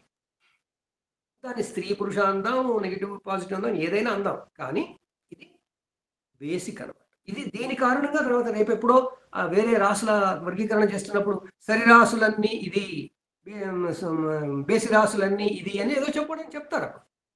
అవన్నీ మనం ముందు ముందు నేర్చుకుంటాం. సో మొత్తానికి కారకత్వం నేర్చుకుంటే రాసులని సరి బేసి అని 2 మడతలుగా తీసుకొచ్చారు. దీన్ని 2 మడతల వర్గీకరణ అంటాం మనం. దాని తర్వాత మళ్ళీ 2 అయిపోతే 3 మడతలు. మనకి 3 మడతలు కావాలన్నప్పుడు ఏం జరుగుతుంది? మేషం వృషభం మిథునం 3టికి ఒక సెక్షన్ అయిపోతుంది. కర్కాటకం సింహం కన్య ఒక సెక్షన్ అయిపోతుంది. తులా వృశ్చికం ధనుస్సు ఒక సెక్షన్ అయిపోతుంది. మళ్ళీ మకరం కుంభం మీనం ఒక సెక్షన్. ఇవి ఏమన్నారు మళ్ళీ? ఇవి చాలా ముఖ్యమైనవి. ఇవి ఎక్కడి నుంచి తీసుకొచ్చారు? నేచర్లోంచి తీసుకొచ్చారు. నేచర్లోంచి తీసుకొచ్చి ఏం చెప్పారు? మనకి రాసులు అవన్నీ మనకి నోట్స్లో ఉన్నాయి, మీరు అన్నీ చూసే ఉంటారు. చదువుకోవాలి. మీరు చదువుకోకపోతే మళ్ళీ మనం నేర్చుకునేది దండగా అవుతుంది. అభ్యాసం ఉండాలి కదా. సో మనకి ఈ 3 చేసినప్పుడు ఎన్ని డిగ్రీలు? 90 డిగ్రీలు. సో ఒక 90లో ఒక 30 ఒక రకంగా, రెండవ 30 ఒక రకంగా, మూడవ 30 ఇంకొక రకంగా, మళ్ళీ అదే రిపీట్ అవుతుంది. అలా అయినప్పుడు ఎన్ని 3 రకాలు వస్తాయి? మనకి 4 వస్తాయి. 4 సెట్స్ వస్తాయి. ఆ 4ంటిని కోణములు అన్నారు. ఎందుకు? మొదటి 3 1 2 3, తర్వాత 4 5 6 7 8 9 10 11 12. మనకి 3 రాసులకి ఒక సెట్ అవుతుంది. అదేవిధంగా ఈ మన దీంట్లో మేషరాశిని తీసుకున్నప్పుడు 1, ఆ 3 అయిపోయిన తర్వాత మళ్ళీ మనకి సింహం దగ్గర 1 5, దాని తర్వాత 9, 1 5 9ని ఒక కోణంగా తీసుకున్నారు. 1 5 9 ఎందుకు తీసుకున్నారు? దానికి మళ్ళీ ఆ వర్గీకరణలో 4 విడత వర్గీకరణ చేసిన తర్వాత మనకు అర్థం. సో 1 5 9, 2 6 10, 3 7 11, 4 8 12. వీటిని ఏమంటాము? కోణములు అంటాం. ఏం కోణాలు మరి? కోణాలకు పేర్లు ఉండాలి కదా. మొదటిదైతే ధర్మకోణము అంటాం. రెండవ దాన్ని అర్ధకోణము అంటాం. అర్ధ అంటే సగం కాదు. అర్ధ అంటే అర్ధము అని కాదు. అర్ధ అంటే వనరులు అని అర్థం. Sources, resources. మనం జీవించడానికి రిసోర్సెస్ కావాలి. రిసోర్సెస్ అంటే ఏముంటాయి? నాకు ఇప్పుడు కూర్చోవడానికి కుర్చీ కావాలి, నేను జీవించడానికి గాలి కావాలి, అన్నం తినడం, స్ట్రాంగ్గా ఉండడానికి, జీవించడానికి, శక్తి కావడానికి అన్నం కావాలి. ఇవన్నీ మన సోర్సెస్, మన వనరులు. ఈ వనరులన్నీ మనకి అర్ధకోణంలో ఉంటాయి. ఆ అర్ధకోణం వనరులు. ధర్మకోణము అంటే నేనే. అర్ధకోణము నాకుండే వనరులు. కామకోణము ఏంటి? ఈ వనరులు ఉన్నాయి, నేనున్నాను, నాకు కోరికలు అవసరాలు ఉంటాయిగా, అవి లేకపోతే జీవితం లేదుగా. ఆ కోరికలు అవసరాలు కామకోణం ఉంటాయి. ఇంకా మనం భావచక్రం చెప్పుకునేటప్పుడు క్లారిటీగా చెప్పుకుంటాం. సో ధర్మకోణము, అర్థకోణము, కామకోణం. దాని తర్వాత మోక్షకోణం. మోక్షకోణం అంటే ఏంటి? నేను జీవిస్తుంటే రిలీఫ్గా ఎప్పుడు ఫీల్ అవుతాను, ఎప్పుడు నాకు రిలీఫ్ వస్తుంది? ప్రతి సంఘటనకి ఆ రిలీఫ్ వచ్చేది అంటే మోక్షము అని. మోక్షం అనగానే చనిపోయి పొందే ముక్తి కాదండి. ఇక్కడ మోక్షము అంటే విడుదల, రిలీఫ్. సో మనం ధర్మము అంటే నేను, అర్థము అంటే నా వనరులు, కామము అంటే నా కోరికలు, నా అవసరాలు, మోక్షము అంటే నాకు అందే రిలీఫ్, నేను విడుదల కావాలి, అయిపోవడం, ఆ చాప్టర్ అయిపోవడం, ఆ ట్రాన్సాక్షన్ అయిపోవడం. సో ఇలా 3 రకాలుగా తీసుకొచ్చారు. ఈ 3 ఎన్ని రకాలుగా ఉన్నాయి? దీన్ని అంటే తత్వం అని తీసుకొచ్చారు. అక్కడ ఓజ యుగ్మ సంజ్ఞలు చేస్తే ఇక్కడ 3ని తత్వము అన్నారు. ఏం తత్వం మరి? తత్వం కాదు, స్వభావం. స్వభావం. స్వభావము అనేటువంటి టెర్మినాలజీ ఇచ్చారు. ఏమి స్వభావము? చర స్వభావము, స్థిర స్వభావము, ద్విస్వభావం. ఇక్కడ కూడా ఆ గ్రాఫ్ వెళ్తుందండి. చర అంటే ప్రవాహం, అంతా చరమే. మనం ముందుకు వెళ్తుంటాం. కాలం వెళ్తుంది, కాలం కూడా చర. సో కాలం ఎలా అయితే ప్రవహిస్తుందో మన జీవితం కూడా ప్రయాణిస్తూ పోతుంటుంది. అలా ప్రయాణిస్తున్నప్పుడు ఒక రాశి నుండి నాకు చరకు సంబంధించినటువంటి ప్రభావం పడుతుంది. అంటే ముందుకు పోవడం, స్థిరంగా కూర్చోకపోవడం, ఆలోచించడం, ఇలా మనకి చర స్వభావము మొట్టమొదటి. అంటే మేషరాశి చర స్వభావం. దాని తర్వాత మళ్ళీ 4వ రాశిది కర్కాటక రాశి, చర స్వభావ రాశి. మళ్ళీ 7వ రాశిది తులారాశి చర స్వభావ రాశి. మళ్ళీ దాని తర్వాత 10వ రాశి మకర రాశి, చర స్వభావ రాశి. సో ఈ స్వభావాలు ఎన్ని ఉంటాయి? 4 ఉంటాయి. సో 4 ఈ చర స్వభావపు రాశులు ఉంటాయి రాశి చక్రంలో. దీంట్లో మనం చూసాం ఇంతకుముందు నవకం అని కూడా చెప్పుకున్నాం. సో మొదటి నవకములో 4 రాశులు, 2వ నవకములో 4 రాశులు, 3వ నవకంలో 4 రాశులు వస్తాయి. అందువల్ల 4 రాశుల తర్వాత ఉన్నది మరొక సెక్షన్. అందువల్ల మనకి 3 కోణాలు వచ్చాయి. అందువల్ల 1, 5, 9 వచ్చాయి. ఇప్పుడు మీకు అర్థమై ఉంటుంది. దాని తర్వాత స్వభావాలకు వచ్చేసరికి 1, 2, 3 ఒక స్వభావం, వేరువేరు స్వభావాలు 3. తర్వాత 4, 5, 6కి మరొక స్వభావం, మళ్ళీ సేమ్ స్వభావం రిపీటు. తర్వాత 7, 8, 9, 10, 11, 12 ఏమేమి స్వభావాలు? చర, స్థిర, ద్విస్వభావ. ఈ ద్విస్వభావం అంటే ఏంటి? మనం చదువుకుంటాం, ఇది 2 కలిపితే ఎటు కాకుండా, అట్లాంటి కాదండి. మన ఋషులు అంత ఏదేంటి పై విషయాలు ఆలోచన చేసి చెప్పేవాళ్ళు కాదు. వాళ్ళు అతి సూక్ష్మమైనటువంటి ఆలోచనలతో విజ్ఞానంతో మనకు చెప్పారు. ఈ ప్రపంచం నడవడం ఎలా నడుస్తుంది అంటే ముందు చరంగా నడుస్తుంది. నడవడం మొదలవుతుంది. ఆ మొదలవుతున్నప్పుడు దాంట్లో స్థిరత్వం ఉంటుంది. అంటే మొదలు చర, దాని తర్వాత స్థిర. స్థిర అంటే ఆగిపోవడం కాదు. మనమే మోటార్ సైకిల్ మీద మోటార్ కారులో ప్రయాణం చేస్తున్నట్టు కాదు ఇది. అసలు జీవితం అనేది ఎలా ఉంటుందంటే మొదలు ప్రవాహంలో కదులుతూ ఉంటుంది. ఆ కదలికలో మళ్ళీ స్థిరత్వం ఉంటుంది. ఆ స్థిరత్వం తర్వాత మళ్ళీ కదలిక మొదలవుతుంది. సో చర, స్థిర. మళ్ళీ ఆ స్థిరలో కొంత భాగం స్థిరంగా ఉండి తర్వాత కదలిక వస్తుంది. ఆ విధంగా 3వ 30 డిగ్రీలలో స్థిర స్వభావము ఉంటుంది, చర స్వభావము ఉంటుంది. చర స్వభావము మొదలు, తర్వాత స్థిర స్వభావము. ఒక 30 డిగ్రీల ఆకాశంలో ఆకాశ ప్రాంతం అంతా పైకి వస్తున్నప్పుడు అక్కడి నుంచి వచ్చే కాంతిశక్తి తరంగాలన్నీ నాలో చర స్వభావం కలిగిస్తాయి. ఆ తర్వాత వచ్చేవి వచ్చేసింది సెట్ అవుతాం, మనం సెట్ చేసుకోవడం. ఆ సెట్ కావడం అనేది స్థిర స్వభావం. మళ్ళీ ఆ సెట్ అయింది, మళ్ళీ కదలిక మొదలవుతుంది. అందువల్ల 3వ భాగానికి ద్విస్వభావం అన్నారు. అంటే చర స్వభావం ఉంది, స్థిర స్వభావం ఉంది. కానీ ఏది మొదలుంది? మీరు కనుక తీసుకుంటే చర, స్థిర, ద్విస్వభావ, చర. అందువల్ల ద్విస్వభావం ఎక్కడుంది? ఒకవైపు స్థిరం ఉంది, మరొక వైపు చరం ఉంది. ఆ దాంట్లో కూడా 15 డిగ్రీలేమో ఈ వైపు ఉంటుంది, 15 డిగ్రీలు ఆ వైపు ఉంటుంది. అందువల్ల ద్విస్వభావ రాశులకి చర స్వభావము ఉంటుంది, స్థిర స్వభావం కూడా ఉంటుంది. ఈ 2 కలిస్తేనే ఆ ప్రాంతం. సో ఒక 30 డిగ్రీలు అట్లా, మరొక 30 డిగ్రీలు చర, మరొక 30 డిగ్రీలు స్థిర, మరొక 30 డిగ్రీలు మిక్స్. దాని తర్వాత మళ్ళీ అలా తిరుగుతూ మొత్తం 12 రాశులకి 3 స్వభావాలు మళ్ళీ వస్తుంటాయి. అలా వచ్చే వాటిని మనం స్వభావములు అంటాం.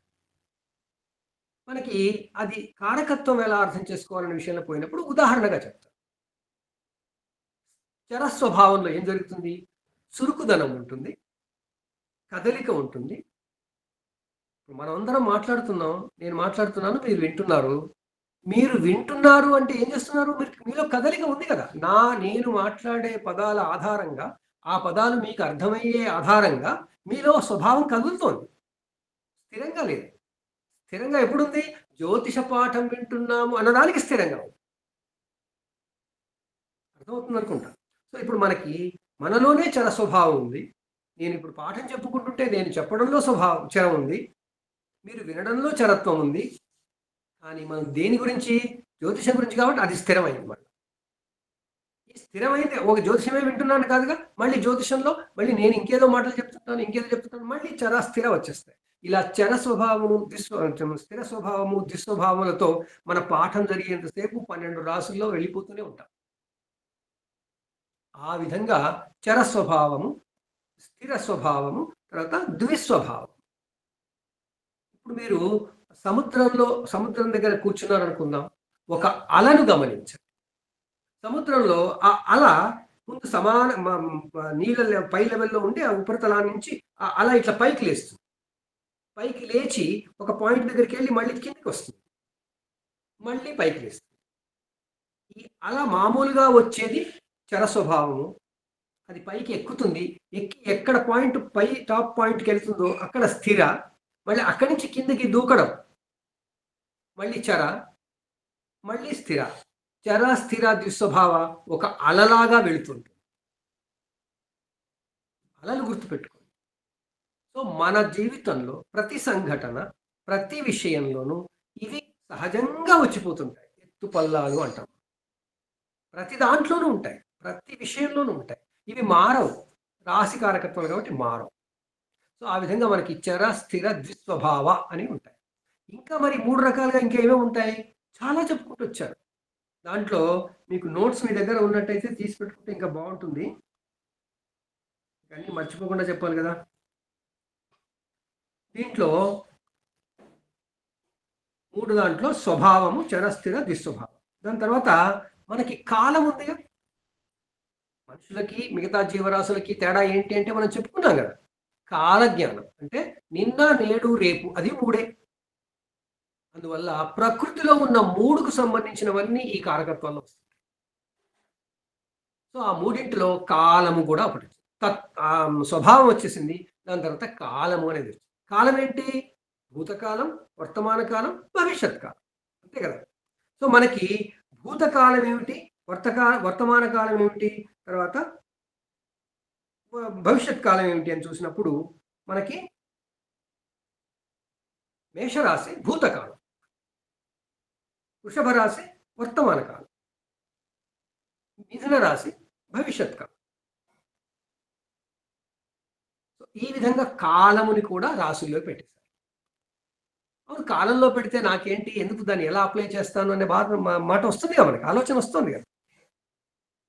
ఎందుకంటే మనం చర స్వభావం ఆలోచిస్తున్నాం ఏం జరుగుతుంది. అప్పుడు ఏం చెప్తాం మనం ఆ రాశి ప్రభావంలో ఉన్నప్పుడు మనం గతాన్ని గురించి మాట్లాడతాం. భూతకాలపు కారకత్వం ఉన్నటువంటి రాశిలో గనక మనం ఏదైనా పని చేస్తుంటే, ఆలోచిస్తుంటే, ఏదైనా చేస్తుంటే అయిపోయిన దాని గురించి ఎక్కువ ఆధారపడతాం. వర్తమాన కాలపు రాశి ప్రభావంలో గనక ఉన్నట్టయితే ఇప్పటి విషయాలు ఆలోచిస్తాం. ఇప్పుడు ఏం చేయాలి, ఇప్పుడు నేనేం డెసిషన్ తీసుకోవాలి, ఇప్పటి గురించి ఆలోచిస్తాం. భవిష్యత్ కాలానికైతే ఇది ఇలా ఉంటే నేను ఫ్యూచర్లో ఎలా ఉంటాను, ఈ నిర్ణయం తీసుకుంటే ఏమవుతుంది, ఇలాంటి ఆలోచనలకు మనకి కారణభూతం. సో మనం ఏదైనా నిర్ణయం డెసిషన్ మేకింగ్ చేస్తున్నప్పుడు చర స్వభావము, స్థిర స్వభావము, దుస్వభావము పనిచేస్తాయి. అలాగే భూతకాలము, వర్తమాన కాలము, భవిష్యత్ కాలం కూడా పనిచేస్తాయి.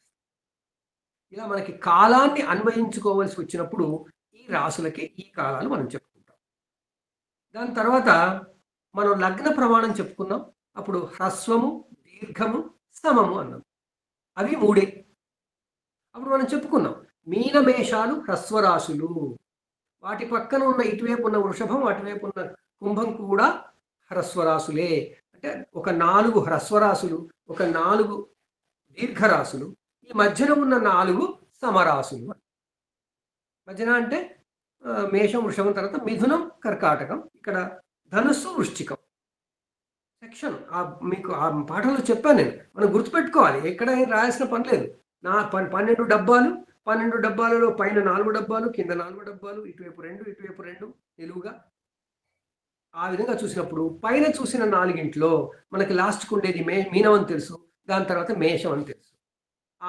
ఆ కార్నర్లో ఉన్న మీనము, మేషము, ఇటు కుంభము, అటు వృషభము, ఈ 4 కార్నర్లో ఉన్న 4 హ్రస్వ రాశులు. వాటికి ఎగ్జాక్ట్లీ ఆపోజిట్ గా ఉన్న సింహము, కన్య, తుల, తర్వాత వృశ్చికం. ఈ 4 దీర్ఘరాశులు. ఇవి ఉదయించడానికి ఎక్కువ సమయం పడుతుంది, అవి ఉదయించడానికి తక్కువ సమయం పడుతుంది. అదేంటి అలా ఎలా పడుతుంది అంటే, మనం ఉత్తరార్ధగోళంలో ఉన్నాం కాబట్టి ఉత్తరం వైపు ఉన్న రాసులు తొందరగా ఉదయించి వచ్చేస్తాయి. దక్షిణం వైపు ఉన్న రాసులు ఉదయించినప్పుడు ఎక్కువ టైం తీసుకుంటాయి. అన్నీ కలిపితే మళ్ళీ 24 గంటల్లో ఉదయిస్తాయి. సో ఆ విధంగా హ్రస్వరాశులు, దీర్ఘరాశులు. మరి ఈ మధ్యన మిగిలిపోయినవేంటి?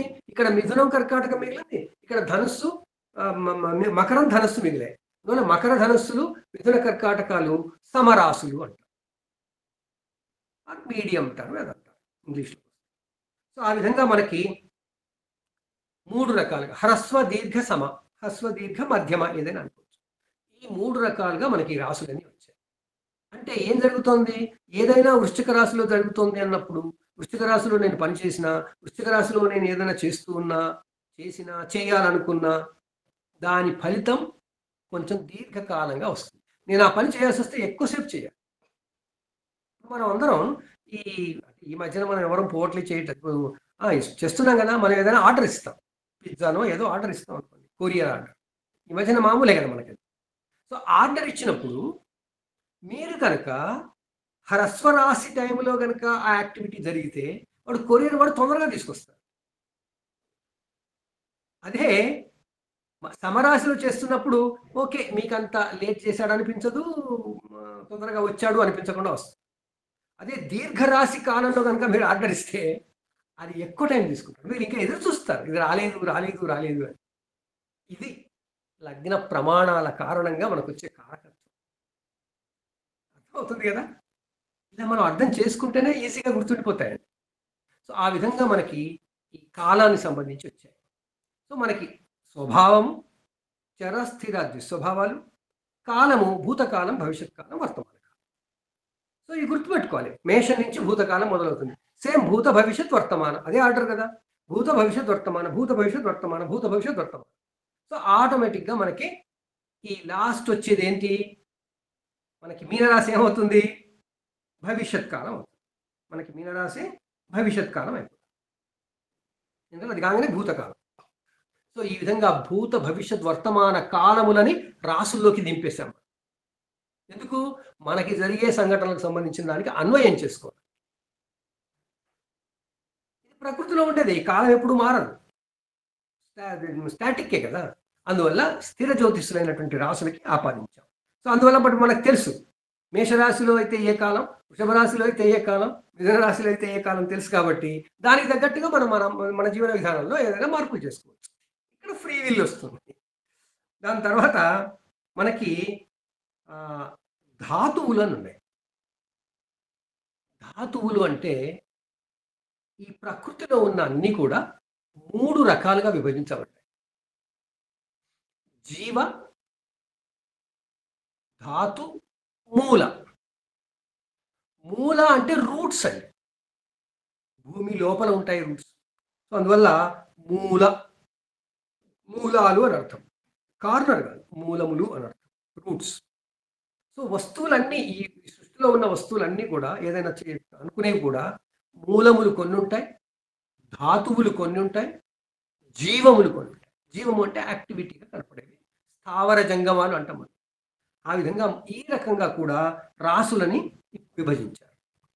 మేషరాశి, కర్కాటక రాశి అంటే చరరాశులు. 4 చరరాశులు కూడా ధాతువులు అయితే మైన్స్ అన్నమాట.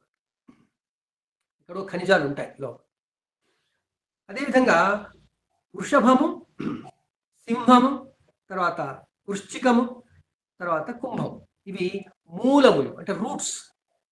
అంటే మనం ఇప్పుడు ఆలుగడ్డ వేయాలనుకుంటాం, ఆలుగడ్డ పంటలు వేయాలనుకుంటాం.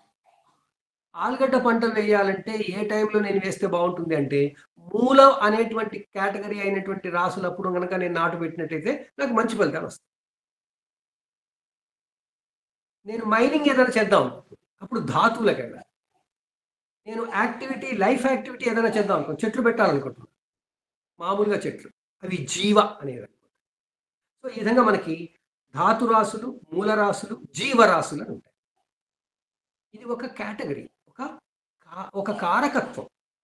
సో ఆ విధంగా మనకి ధాతువుల కారకత్వాలు ఉన్నాయి. ఇది మీరు నోట్స్లో దయచేసి చదువుకోండి. మళ్ళీ అన్నింటినీ మన సారాంశం కూడా మీరు చెప్పుకోవాలి. దాని తర్వాత మీకు అందరికీ తెలిసిందే, మన ఆరోగ్యం, మన శరీరం కానీ, ఇక్కడ వాతావరణం కానీ, మన చుట్టూ ఉన్న ప్రకృతి కానీ ఎన్ని రకాలుగా ఉంటుంది? 3 రకాలుగా ఉంటుంది. వాతము, పిత్తము, కఫము. వాతము అంటే వాయువుకు సంబంధించి, పిత్తము అంటే వేడికి సంబంధించి, కఫము అంటే చల్లదనానికి, నీటికి సంబంధించి. ఈ వాత, పిత్త, కఫ ఇవి మన ఆరోగ్యానికి సంబంధించి ప్రకృతిలో ఉన్న లక్షణాలు. అవే మన శరీరంలో కూడా ఉంటాయి. అంటే వాతావరణం వేడిగానన్నా ఉంటుంది, చల్లగానన్నా ఉంటుంది, అంతే కదా.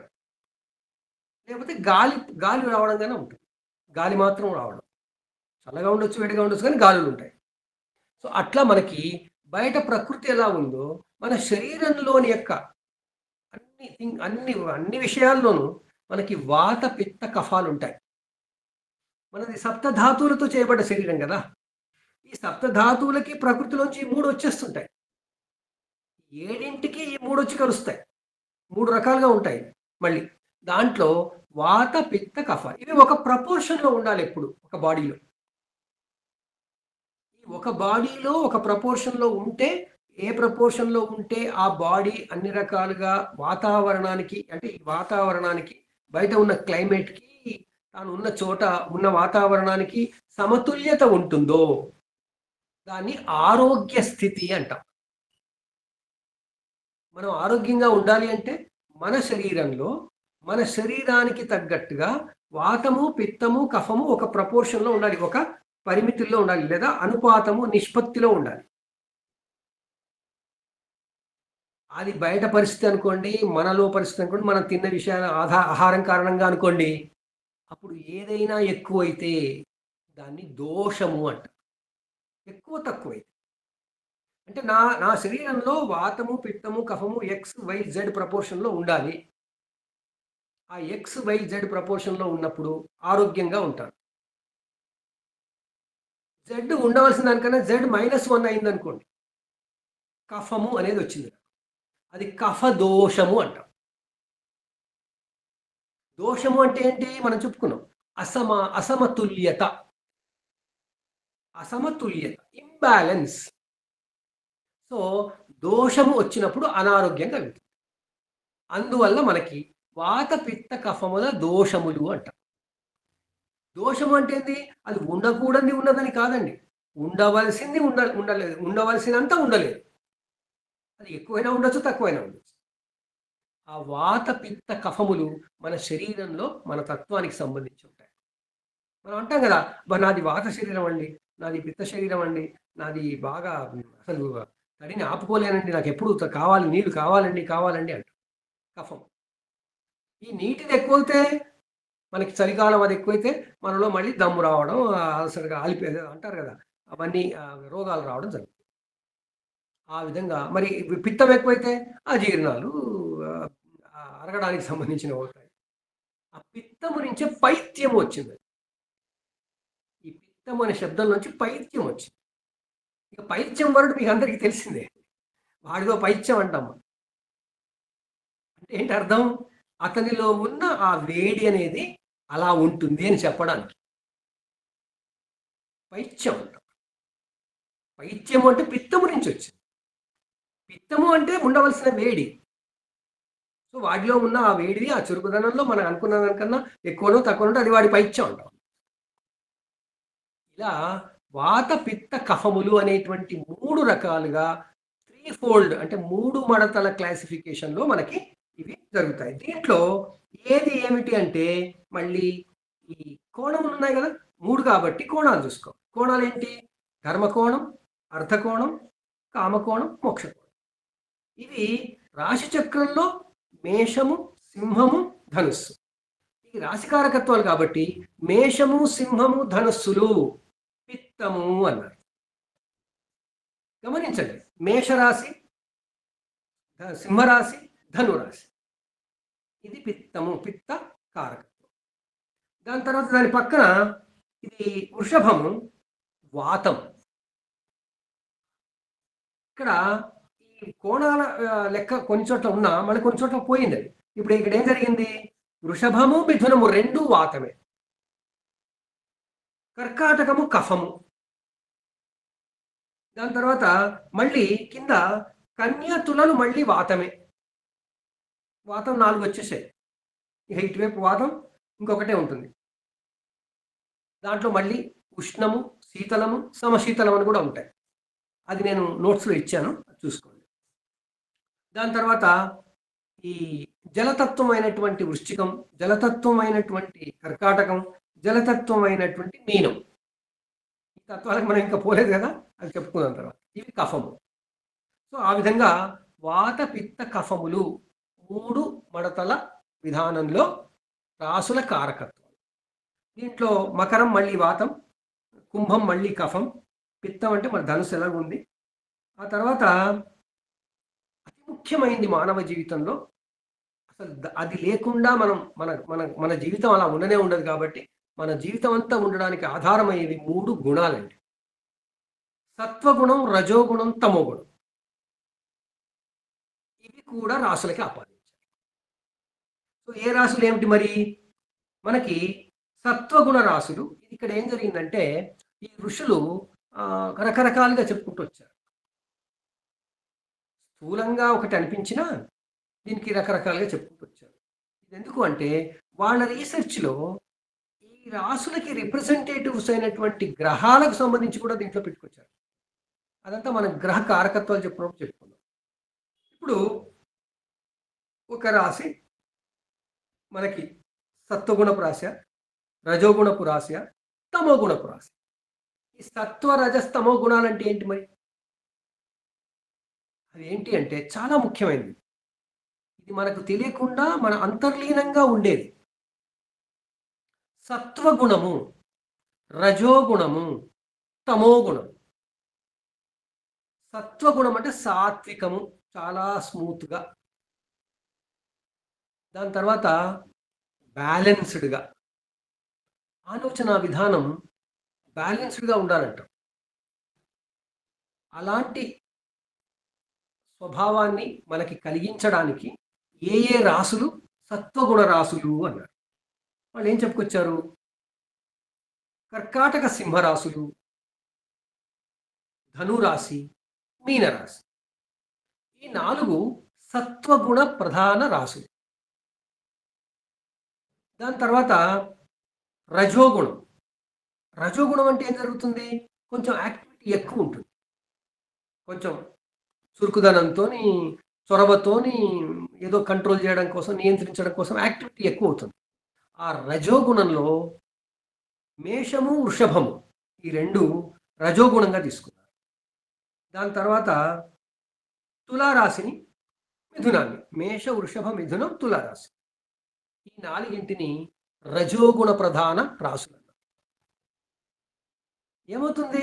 సత్వగుణ రాశుల ప్రభావంలో ఉన్నప్పుడు మనం చేసే పనుల్లో కానీ, మన ఆలోచనల్లో కానీ ఒక రకమైన సమతుల్యతా భావం వస్తుంది. దాన్ని మనం ఏమంటాం? స్థితప్రజ్ఞత అని. భాగవతంలో చాలా పెద్ద విషయం. ఆ స్థితప్రజ్ఞత ఎప్పుడు వస్తుందంటే సత్వగుణం ఉన్నప్పుడే వస్తుంది. రజోగుణం ఉన్నప్పుడు రాదు. ఎక్కువ మెటీరియలిస్టిక్గా ఉంటాం. చేసే పనులు ఎలా సవ్యంగా చేయాలి అని ఆలోచిస్తాం. అది రజోగుణం. మరి తమోగుణం అంటే చేసే పని చేయాల్సిందే, ఎట్ ఎనీ కాస్ట్ చేయాల్సిందే అని ఎక్కువ కష్టపడతాం. ఎక్కువ కష్టపడ్డప్పుడు సత్వగుణం పనికిరాదు, తమోగుణమే కావాలి. ఇప్పుడు మనం ఇప్పుడు ఇది చెప్పుకుంటున్నాం, పాఠం చెప్పుకుంటున్నాం. ఇప్పుడు ఈ పాఠం చెప్పుకుంటున్నప్పుడు నాలో ఏమేమి ఉండాలి? పాఠం చెప్పడానికి ఈ విషయ పరిజ్ఞానం ఉండాలి. అంటే నాలో సత్వగుణం ఉంటేనే ఆ విషయ పరిజ్ఞానం ఉంటుంది. నేను మీకు చెప్పాలి. చెప్పాలి అన్నప్పుడు నాకు తెలుసు అని నేను నెమ్మదిగా చెబితే లాభం లేదు. నేను మీకు ఎలా చెబితే మీకు అర్థమవుతుందో అని నేను ఆలోచించి నా దృష్టికోణం ప్రకారం నేను మీకు చెప్పాలి. దానికి నాకు కావాల్సింది నాలో ఉండవలసింది రజోగుణం. ఈ రజోగుణంతో నేను చెబుతున్నప్పుడు, సత్వగుణంతో నా ఆ జ్ఞానాన్ని పెట్టుకున్నప్పుడు, నేను మీకు చెబుతూ మీకు ఇంకా బాగా చెప్పాలి, ఇంకా బాగా చెప్పాలి చెప్పిందే చెప్పడం చేశాననుకోండి, అప్పుడు తమో గుణం వస్తుంది. మీరేమంటారు? ఏం సార్ చెప్పిందే చెప్తున్నారు. అంటే తమో గుణంతో మనం బోర్ కొడుతుంది మనకి. తమో గుణం ఎప్పుడు కావాలి? బాగా కష్టపడుతున్నప్పుడు కావాలి. కష్టపడుతున్నప్పుడు అంటే ఏంటి? ఇప్పుడు మనం మిమ్మల్ని ఎవరో అడిగారనుకోండి. ఏంటి? మీరు ఈ మిక్సీ పట్టండి అన్నారనుకో. ఆడవాళ్ళు ఎట్లాగో పాపం వాళ్ళు కష్టపడతారు. అప్పుడప్పుడు మన మగవాళ్ళని అడుగుతారు పాపం బిజీగా ఉన్నారు. మిక్సీ పట్టండి అన్నప్పుడు మీకేం కావాలి? సత్వగుణం లాభం లేదు. అక్కడ నిలబడాలి, ఆ మిక్సింగ్ మట్టికి పట్టుకోవాలి, మూత పట్టుకోవాలి, స్విచ్ చేయాలి, అది తిరుగుతుంటే స్విచ్ని పట్టుకోవాలి, ఎంత అయిందో చూసుకోవాలి, కష్టపడాలి. ఆ కష్టపడడం కోసం ఆ టైంలో మీకు తమో గుణమే కావాలి. మీకు ఒక గడ్డపార ఇచ్చి తవ్వమని చెప్పామనుకోండి, అక్కడ సత్వగుణం పనికిరాదు. రజోగుణం కావాలి, ఎందుకంటే కరెక్ట్గా గడ్డపార వేయాలి. కానీ గడ్డపార వేయడానికి, తవ్వడానికి కావాల్సింది తమో గుణం. ఇలా మనలో ఈ 3 గుణాలు ఉంటేనే ఏది ఎక్కువ కావాలో దాన్ని ఉపయోగించుకోవాలి. ప్రతి మనిషిలోనూ 3 గుణాలు ఉంటాయి. ప్రతి రాశిలోనూ 3 గుణాల కారకత్వాలు ఉంటాయి. కానీ ప్రిడామినెంట్గా ఎక్కువ ప్రాధాన్యంగా ఆ రాశిలోంచి ఏ గుణం వస్తుంది అంటే మేషరాశిలోంచి, వృషభ రాశిలోంచి, మిథున రాశిలోంచి రజోగుణం వస్తుంది. కర్కాటక రాశి నుంచి, సింహరాశి నుంచి, ధనురాశి నుంచి, మీనరాశి నుంచి సత్వగుణం వస్తుంది. ఈ విధంగా మనకి దయచేసి గ్రహాలను తీసుకురాకండి ఇక్కడికి. నేను గ్రహాలను కావాలని పట్టుకురావట్లేదు. గ్రహాలను తీసుకురాకండి. గ్రహాల తర్వాత వస్తాయి ఎట్లా. మనకి గుణాలు, రాసుల యొక్క గుణాలు తెలుసుకోవాలి. ఈ రాసుల గుణాలు పరాశరుడు చెప్పింది నేను చెప్తాను. ఇంకా వేరే ఋషులు వేరేగా చెప్పారు. ఒక గుణం అటు ఇటు అవుతుంది, అది అటు ఇటు అవుతుంది కానీ ప్రాబ్లం లేదు. సో మనం ఇప్పుడు గుర్తుపెట్టుకోవాల్సింది ఏంటంటే ఈ రాసుల్లోనే 3 గుణాలు ఉంటాయి. ఒకసారి రాసుల్లో 3 గుణాలు ఉంటాయంటే మనలోనూ 3 గుణాలు ఉంటాయి. ఏది ఎప్పుడు బయటికి రావాలో అప్పుడు అది వస్తే మనకి ట్రాన్సాక్షన్ బాగైపోతుంది. ఇంకా ఒక ఉదాహరణ చెప్పుకుందాం. ఇప్పుడు మీరు మా ఇంటికి వస్తానన్నారు. అప్పుడు ఇవన్నీ లేవనుకోండి, ఈ లొకేషన్ ఇదంతా లేదనుకోండి. మీరు మా ఏరియాకి వస్తారు. నేను చెప్పాను ఇలా పలానా చోట ఉంటానండి, ఆ కాలనీకి రండి అని. కాలనీకి వస్తారు. నేను గుర్తులు చెప్పిన ప్రకారం వస్తారు. కాలనీకి వచ్చారు. కాలనీలో ఏ ఇల్లు మరి తెలియదు. నేను మీకేం చెప్పలేదు. అప్పుడు మీరు ఏం చేస్తారు? అక్కడ ఏదో షాప్ ఉంటే ఆ షాప్లోకి వెళ్ళి ఈ శాస్త్రి గారి ఇల్లు ఎక్కడండి అని అడుగుతారు. మీరు అడిగేటప్పుడు ఏ గుణంతో అడుగుతారో మీకు సమాధానం అదే గుణంతో వస్తుంది. బహుశా మీకు అర్థమవుతుంది. ఇప్పుడు మీరు తొందరగా రావాలి నా దగ్గరికి అనుకున్నారు. ఆ షాప్ వాడి దగ్గరికి వెళ్ళారు. నేను ఇచ్చిన అడ్రస్ ఉంటుంది కదా, అడ్రస్ ఒక కాగితం మీద రాశారు. బాబు ఇది ఎక్కడ చెప్పు అంటారు. ఆ చెప్పు అన్నప్పుడు మీరు తొందరపడుతున్నారు, వెళ్ళాలి. ఎదుటివాడు చూస్తాడు మీ గుణాన్ని. నాకు తెలియదండి అంటాడు. ఎందుకు? వాడిలో కూడా అదే గుణం వచ్చేసింది. మీరు తొందరపడి అసలు వాడి పరిస్థితి ఏంటో అర్థం చేసుకోకుండా, వాడికి వినయంగా అడగకుండా ఇది ఎక్కడో అడ్రస్ ఉంది, ఎక్కడ ఉందో చెప్పు అన్నారు అనుకోండి. అప్పుడు ఏ గుణం ఉంది మీలో? తమో గుణం ఉంది. మీలో తమో గుణం ఉంది కాబట్టి మీకు ఆన్సర్ కూడా తమో గుణంలోనే వస్తుంది. అది వాడి పరిస్థితి కూడా ఉంటుంది. వాడు ఏ స్వభావంలో ఎక్కడ ఉన్నాడో దాన్ని బట్టి వస్తుంది అనుకోండి. సో ఆ సాధారణంగా మనకు అదే రిప్లై వస్తుంది. అదే మీరు చిట్టి నుంచి బాబు కాస్త ఈ ఇంటికి పోవాలి ఎక్కడో చెప్తావా అన్నారనుకోండి, అప్పుడు మీరు రజోగుణంగా ఉంటారు. అంటే నియమంగా రెగ్యులర్గా వాడి వసతి మీ వసతి చూసుకుని జాగ్రత్తగా అడుగుతున్నారు. రజోగుణ ప్రధానం. మీకు ఆన్సర్ వాడి నుంచి కూడా రజోగుణం రావచ్చు, కానీ మళ్ళీ వాడి పరిస్థితి కూడా చూసుకోవాలి. వాడి రజోగుణం చూసుకోవాలి, వాడి తమో గుణం చూసుకోవాలి, వాడి సత్వగుణం చూసుకోవాలి. వాడు అప్పుడే వాడి ఇంట్లో వెనకాల ఇల్లుండి ఆ ఇంట్లో వాళ్ళ భార్యతో గొడవ పడి ఉన్నాడు అనుకోండి, వాడి గుణం అంతా తమో గుణంలో ఉంటుంది. అప్పుడు మీకు ఆన్సర్లు అన్ని తమో గుణంలో వస్తాయి.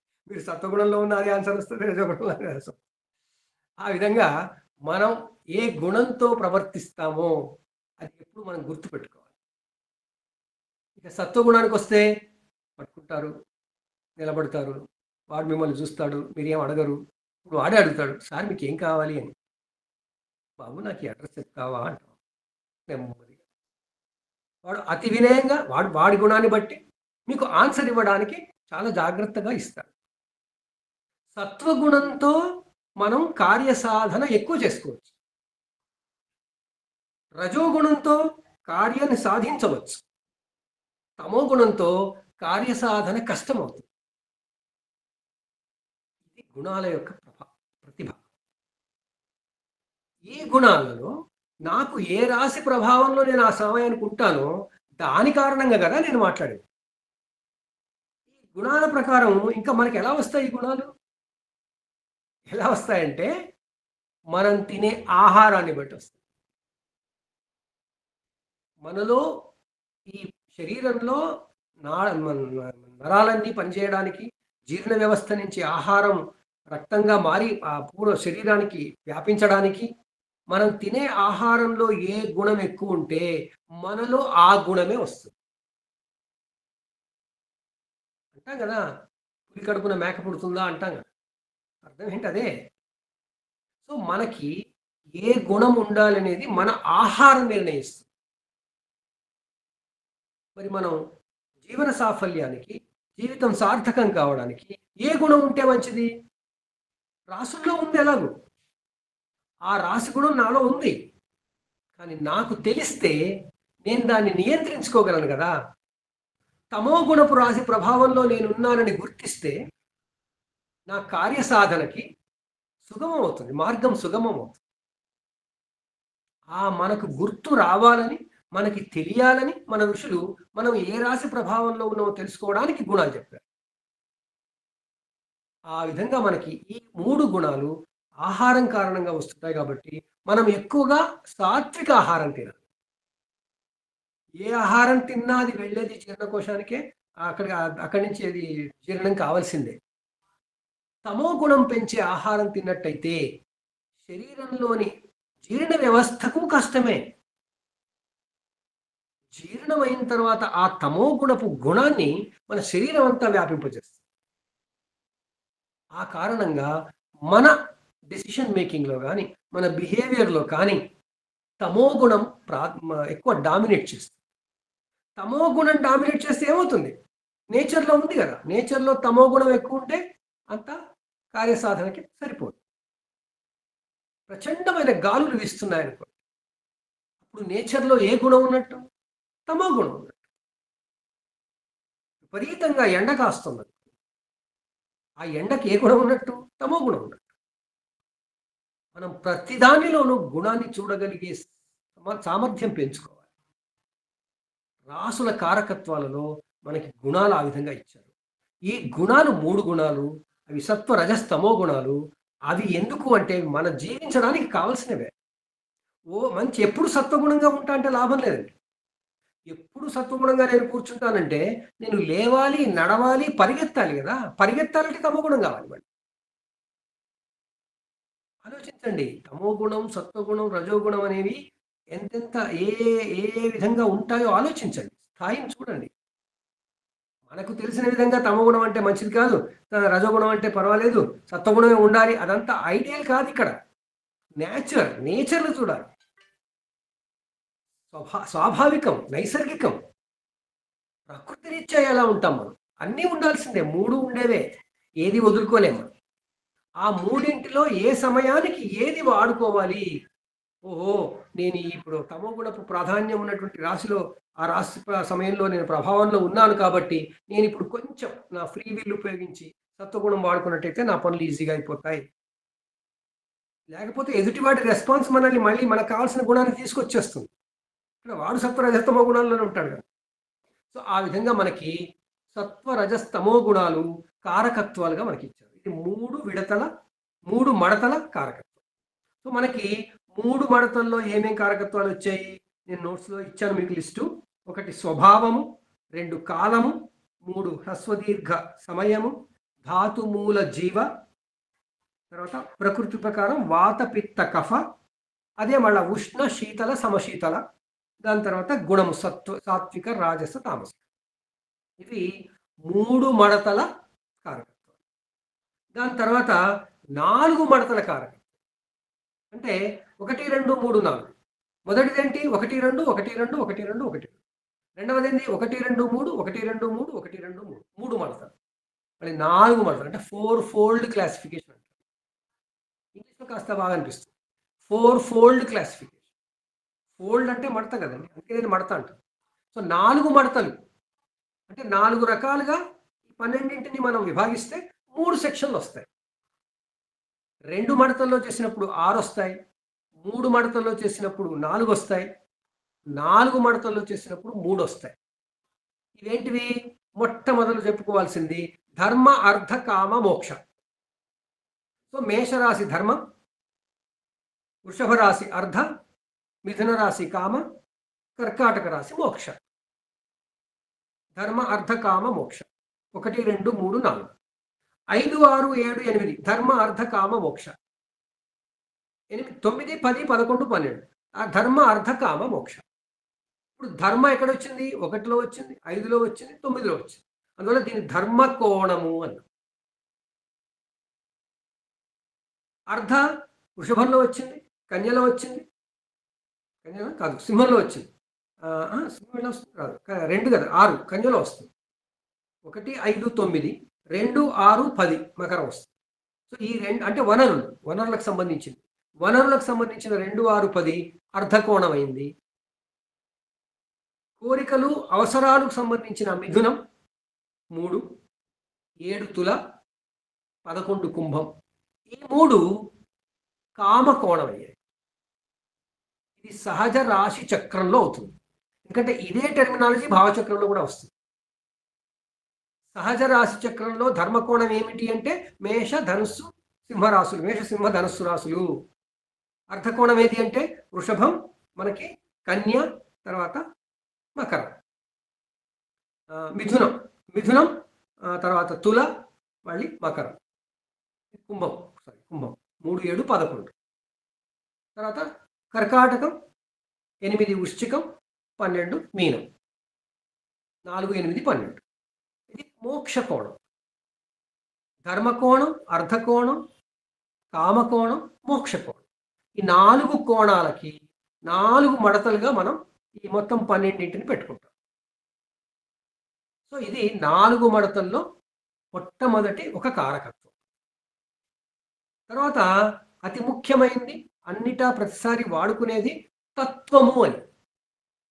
తత్వము అంటే అగ్నితత్వం. మనకు తెలుసు కదా, పంచభూతాలకు పంచతత్వాలు. పంచభూతాలు ఏమిటి? ఆకాశము, వాయువు, అగ్ని, ఆపహ, వాయువు, అగ్ని అంటే తేజస్సు, తర్వాత ఆపహ, పృథివీ. ఆ ఆపహ పృథివీలేంటి? ద్రవశక్తి, తర్వాత ఘనశక్తి. సో మనకున్న 5ట్లో ఆకాశం అన్నింటినీ భరిస్తుంది కాబట్టి ఆకాశాన్ని ఒక్కదాన్ని పక్కన పెట్టి మన ఋషులు ఏం చేశారు? అగ్ని, భూమి, వాయువు, జల, ఈ 4ని మాత్రం 4 రాశులకి అప్పచెప్పారు. సో మేషరాశి అగ్నితత్వ రాశి, వృషభ రాశి భూతత్వ రాశి, మిథున రాశి వాయుతత్వ రాశి, కర్కాటక రాశి జలతత్వ రాశి. బాగా గుర్తుపెట్టుకోండి. 3 3గా చేస్తే ఈ రాశులు ఏమయ్యాయి, 4 4గా చేస్తే ఏమయ్యాయి, ఇది మీరు గమనించాలి. నేను ఇచ్చిన నోట్స్లో ఉంది, చివరికి లాస్ట్కి ఇచ్చిన స్లైడ్లో అవే ఉన్నాయి, అని మీరు గమనించాలి, ఆలోచించాలి. సో మనకి ఇప్పుడు ఏంటి? అగ్నితత్వము అంటే మేషరాశి, ఆ భూ వా జ అని కోడెడ్. ఆ భూ వా జ షార్ట్ ఫామ్లో. ఆ అంటే అగ్నితత్వం, భూ అంటే భూమితత్వం, భూతత్వం, వా అంటే వాయుతత్వం, జ అంటే జలతత్వం. అభూవా జ. ఇవి ఏం జరుగుతాయి మరి? ఈ తత్వాలు ఉంటే ఏం జరుగుతుంది? అగ్నితత్వము చురుకుదనానికి. మనం అంటుంటాం కదా, ఏంటి నువ్వు ఏం చల్లగా ఉన్నావు, చెదగకుండా ఉన్నావు అంటాం కదా. You are very cool, fire, నీలో ఫైర్ లేదు అంటాం. ఆడ ఫైర్ అంటే వాడు మండిపోతాడేంటి. సో అగ్నితత్వము చురుకుదనానికి, ఇనిషియేటివ్, బాగా ఉత్సాహంగా ముందుకెళ్ళడానికి.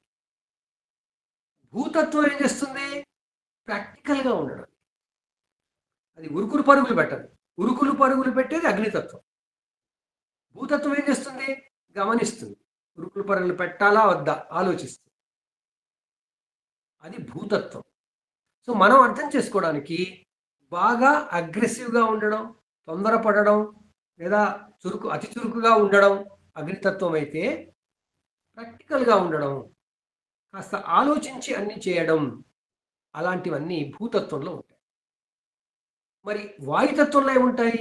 ఆలోచనలు ఎక్కువ ఉంటాయి, ఊహలు ఎక్కువ ఉంటాయి. వాయువు ఎక్కడ ఉంటుంది? మనకి మన లోపల ఉంటుంది. ఆలోచనలు వాయువు నుంచి సంబంధించింది, ఆకాశానికి సంబంధించిందైనా వాయువుకి సంబంధించింది. సో ఆలోచనలు, తర్వాత ఆలోచనలు విస్తరించడం, అన్ని చోట్లకి గాలులు వెళ్ళిపోతాయి, మన ఆలోచనలు అన్ని చోట్లకి పోతాయి. వాయుతత్వము దానివల్ల. జలతత్వం అంటే నీరు. నీరు అనగానే నీళ్ళే కాదు, మనలోని భావనలు అంటాం కదా, ఇమోషన్స్. మన ఇమోషన్స్ జలతత్వానికి సంబంధించినవి. కళ్ళకు నీళ్ళు వస్తాయి, అక్కడ జలతత్వం యాక్టివేట్ అయితేనే కదా వచ్చేది నీళ్లు. సో ఈ విధంగా మనకి ఆ భూ వా జ 4 తత్వాలు. మేష వృషభ మిథున కర్కాటకాలకి 4 అయిపోతే మళ్ళీ సింహం కన్య తుల వృశ్చికానికి కూడా ఇవే 4 వస్తాయి. అగ్ని భూమి వాయువు జల. మరి ధనుస్సు మకరం కుంభం మీనం కూడా అగ్ని వాయువు జల వస్తాయి. మరి మీరు అడగొచ్చు, మేషరాశి అగ్నితత్వ రాశి, ధనురాశి అగ్నితత్వ రాశి, మరి సింహరాశి ధనుతత్వ రాశి, ధనురాశి కూడా అగ్నితత్వ రాశి, ఏమిటి తేడా? ఉండాలి. మనం ఏమనుకున్నాము? మొదటి 4 నవకంలోని 4 ఆది భౌతికమని, రెండవది ఆది దైవికమని, మూడవది ఆధ్యాత్మికము అని అనుకున్నాం. ఇది తాపత్రయములు అన్నాం. తాపము అంటే తప్పించుట. ఈ జీవితం అనేది ఒక తపన. ఈ జీవితం అనే తపన 3 రకాలతో ఉంటుందని, ఆ 3 పేర్లు మన వాళ్ళు ఆది భౌతికము, ఆది దైవికము, ఆధ్యాత్మికము అని పెట్టారు. అందువల్ల ఆది భౌతిక, ఆది దైవిక, ఆధ్యాత్మిక తాపత్రయములు అంటారు. ఎక్కడున్నాయి? రాశిచక్రంలో ఉన్నాయి, మనలో ఉన్నాయి, మన చుట్టూ ఉన్నాయి, ప్రకృతిలో ఉన్నాయి. ఈ తత్వాలు ఈ 3 నవకాల్లో ఉన్నప్పుడు మనకి ఆది భౌతికంలో అగ్నితత్వం ఒకటి, ఆది దైవికంలో అగ్నితత్వం ఒకటి, ఆధ్యాత్మికంలో అగ్నితత్వం ఒకటి అవుతున్నాయి. మేషరాశి ఏమో ఒక సెక్షన్లో అగ్నితత్వం, సింహరాశి ఏమో మరో సెక్షన్లో అగ్నితత్వం, మనం ధనురాశి ఇంకొక సెక్షన్లో అగ్నితత్వం. మరి ఏంటి ఆ తేడాలు ఏంటి? ఒక ఉదాహరణగా చెప్తాను. మేషరాశి అగ్నితత్వం ఎలాంటిది అంటే నియంత్రణ లేని మంటలు లాంటివి, కార్చిచ్చు, బ్రహ్మాండమైన కాలిపోవడం కనపడడం, బర్నింగ్ బాగా కనపడడం. ఒక ఉదాహరణకి చెప్తాను. నియంత్రణ లేని మంటలు, అది మేషరాశి అగ్నితత్వం. సింహరాశి అగ్నితత్వం ఏంటి? నియంత్రణ ఉన్న మంటలు. అడవి కార్చిచ్చు మేషరాశి. ఒక అడవి తగలబడిపోతుంది అంటే, అసలు కంట్రోల్ లేకుండా తగలబడుతుంది అంటే డెఫినెట్గా మేషరాశి ప్రభావం ఉన్నప్పుడు మంటలు పుడితేనే అది అవుతుంది. ధనురాశి ప్రభావంలో అగ్ని ప్రమాదం జరిగితే అది నియంత్రించబడుతుంది. మనందరికీ తెలుసు, ఫ్యాక్టరీస్ ఉంటాయి. ఫ్యాక్టరీస్లో వాటిని ఏమంటారు? ఫర్నేస్లు ఉంటాయి, కొలుములు అంటారు, నిప్పు కొలుములు ఉంటాయి. ఆ నిప్పు కొలుముల్లో అది ఐరన్ స్టీల్ ఫ్యాక్టరీలో అయితే ఆ కొలుములో వేడి మనం భరించలేని ఉంటుంది, చాలా వేడిగా ఉంటుంది. కానీ ఎంత వేడిగా ఉన్నా ఆ వేడిని నియంత్రించే సాధనాలు మన దగ్గర ఉంటాయి. అందువల్ల ఒక క్రమశిక్షణతో ఒక నియంత్రించబడే విధంగా నియమాలకు బద్ధమై నియమబద్ధమైన అగ్ని సింహరాశి అగ్ని. నియమబద్ధం లేకుండా నియంత్రించలేకుండా ఉండేది మేషరాశి అగ్ని. మనకి మేషరాశి అగ్ని అంటే ఏంటో అర్థమైంది, సింహరాశి అగ్ని అంటే ఏంటో అర్థమైంది. ఇక ధనురాశి అగ్ని ఇదేంటి? ఇది అగ్నియే, కానీ ఇది ఎలాంటి అగ్ని? మనం దేవుడి ముందు పెట్టే దీపం యొక్క అగ్ని లాంటి. తెలుస్తుంది కదా మీకు? దీపం పెడితే ఏ అగ్ని ఉంటుంది, ఇదే మనం వేలు పెట్టి చూడలేమండి, కాలుతుంది బాగానే. అక్కడ నియంత్రించలేనిది కాలుతుంది, అక్కడ అడవి కార్చిచ్చు కాలుతుంది. కానీ ఏది మనం మన నియంత్రణలో ఉంచుకుని మనం దాన్ని ఉపయోగించుకోగలము, మన ప్రయోజనాల కోసం ఉపయోగించుకుంటామో అది ధనురాశి తత్వం. ఇప్పుడు చూడండి, అగ్నితత్వ రాశులు 3 అన్నీ సమానం కాదు. మేషరాశి ప్రభావంలో ఉన్నప్పుడు నాలో ఉండే చురుకుదనం, మేషరాశి ప్రభావం మీద నేను తీసుకునేటువంటి నిర్ణయాలు అవి కంట్రోల్ లేకుండా ఉంటాయి. సింహరాశిలో అయితే కంట్రోల్ ఉంటుంది, డిసిప్లిన్ ఉంటుంది. ధనురాశిలో ఇంకా ఎక్కువ డిసిప్లిన్ అండ్ మనకు ప్రయోజనకరంగా మనం దాన్ని మార్చుకోగలుగుతాం. ఇది మేష సింహ ధనురాశుల అగ్నితత్వ విధానం. మనం ఈరోజు మిగిలిన 3 కూడా చెప్పేసుకొని ఆపుకుందాం, రేపు మళ్ళీ మిగతావి కంటిన్యూ చేద్దాం. సో 4 తత్వాల కారకత్వాలలో అగ్నితత్వం చూసాం. తర్వాత భూతత్వపు రాశులు ఏంటి? వృషభ రాశి నుంచి వచ్చే కాంతులన్నీ కూడా నాలో భూతత్వానికి సంబంధించిన ప్రేరేపణ చేస్తాయి. నాలో భూతత్వం ఉంటుంది. ఆ తర్వాత ఇది ఆది భౌతికంలో, ఆది దైవికంలో కన్యారాశి భూతత్వం ఉంటుంది. కన్యారాశి భూతత్వ రాశి ఇవి మారవు. ఎక్కడున్నా రాసులకి ఈ తత్వం వచ్చిందంటే ఆ తత్వమే. అంటే అగ్నితత్వ రాసులు ఏవి అంటే మేషము, సింహము, ధనుస్సు. భూతత్వ రాసులు ఏవి అంటే వృషభము, కన్య, మకరం.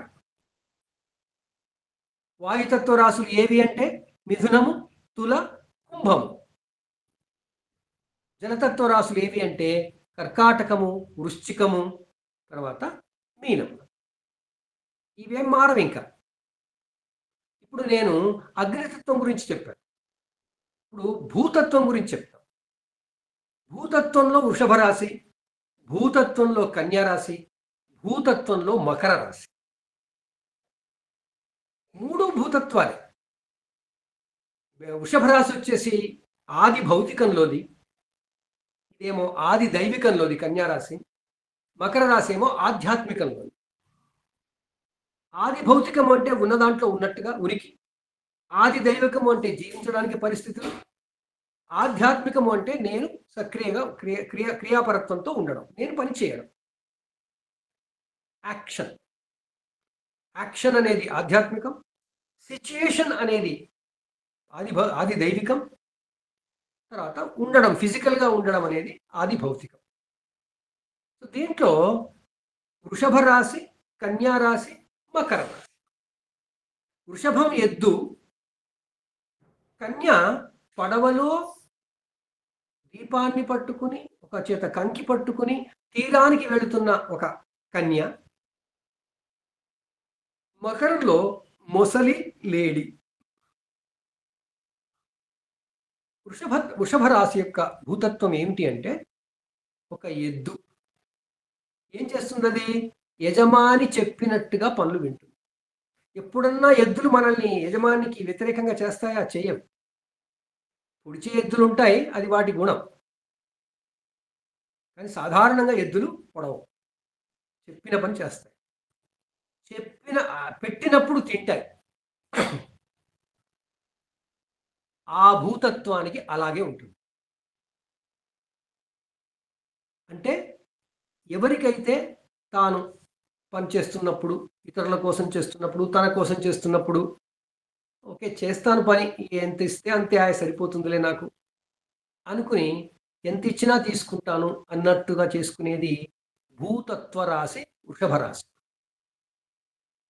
ఈనాటి ప్యాకేజెస్, సాలరీస్ వాటిలో ప్రకారం చెప్పాలంటే వాళ్ళు జాబ్కి అప్లై చేస్తే ఆ యజమాని బాబు నీకు ఇంత ప్యాకేజీ అంటే సరేనండి అంటారు. ఇది వృషభ రాశి భూతత్వం. కన్యా రాశి భూతత్వం ఏం చేస్తాడు? ఇంత ప్యాకేజ్ ఇస్తాను బాబు అంటే, లేదు నాకు ఇంత ప్యాకేజ్ కావాలండి, నా పని చాలా ఉంటుందండి అంటాడు. ఇది అది భూతత్వమే, ఇది భూతత్వమే. ఇక్కడ ఈ కన్యా రాశి భూతత్వంలో నాకేం మిగులుతుంది, నీకు పని చేస్తే నాకేం వస్తుంది అన్న ధోరణి ఉంటుంది. అది ఇది ప్రాక్టికలే, అది ప్రాక్టికలే. ఇక్కడ ఈ ప్రాక్టికల్ అంటే ప్యాకేజీ నాకు ఎంత ఇస్తావు అని అడుగుతుంది. అక్కడ మొదటిదేమో ప్యాకేజీ ఎంతైతే అంతే అంటుంది, ఇదేమో ప్యాకేజీ నాకు ఎంత ఇస్తావు అంటుంది. ఒక ఉదాహరణగా చెప్తున్నాను, ఇది ఒక్కటే కారకత్వం కాదండి, మీరు భూతత్వాన్ని అర్థం చేసుకోవడం. ఇక మకర రాశి కారకత్వానికి వచ్చేసరికి అది భూతత్వమే. అదేంటంటే నేను ఎక్కడుంటే అక్కడ నాకు పని ఇస్తే చాలు, నువ్వు ఎంత ఇచ్చినా నాకు పర్వాలేదు, నేను మాత్రం పని చేసి పెడతాను అంట. మకర రాశి కారకత్వాలతో మనకి పని చేసే వాళ్ళు ఉంటే ఆ ఆఫీస్లో పనులన్నీ ఏమి ఖర్చు లేకుండా, కష్టం లేకుండా జరిగిపోతాయి. ఈ కార్పొరేట్ జ్యోతిషం చెప్పే వాళ్ళందరూ ఇది చెప్తుంటారు వాళ్ళు. సో మనం రిక్రూట్మెంట్ చేసుకుంటాం, వాడు మకర రాశి కూడా కాస్త చూడాలన్నమాట. జాతకాలు అడగట్లేదు అనుకోండి, కానీ మనిషిని చూస్తే తెలుసుకోవచ్చు. సో ఈ విధంగా మనకి చెప్పే మాటల్ని బట్టి, సో ఈ విధంగా మకర రాశి కారకత్వం ఏంటి అంటే కష్టపడడమే దాని కారణం. ప్రతిఫలం అపేక్షించదు. ప్రతిఫలాపేక్ష లేకున్నా ప్రతిఫలాని కోసం ఎదురు చూసేదేమో వృషభ రాశి, ప్రతిఫలాన్ని నిర్ణయించమని చెప్పేదేమో కన్యా రాశి, ప్రతిఫలం ఎంత ఇచ్చినా లేదు అపేక్ష లేని రాశి మకర రాశి. ఇది భూతత్వం, అర్థమవుతుంది అనుకుంటాను. దాని తర్వాత వాయుతత్వం. అక్కడ మనకి మిథున రాశి, ఇక్కడ తులారాశి, ఇక్కడ కుంభరాశి. మిథున రాశి యొక్క వాయుతత్వం ఏంటి? మిథునంలో ఎవరున్నారు? జంట ఉంది. అంటే మిథునంలో ఉన్న స్వభావం ఏంటంటే, ఉన్న తత్వం ఏంటంటే అందరం హాయిగా పనిచేద్దాం, అందరి ఆలోచనలు తీసుకుందాం, కోఆపరేషన్, సహకార భావన అక్కడ ఆ వాయుతత్వంలో ఉంటుంది.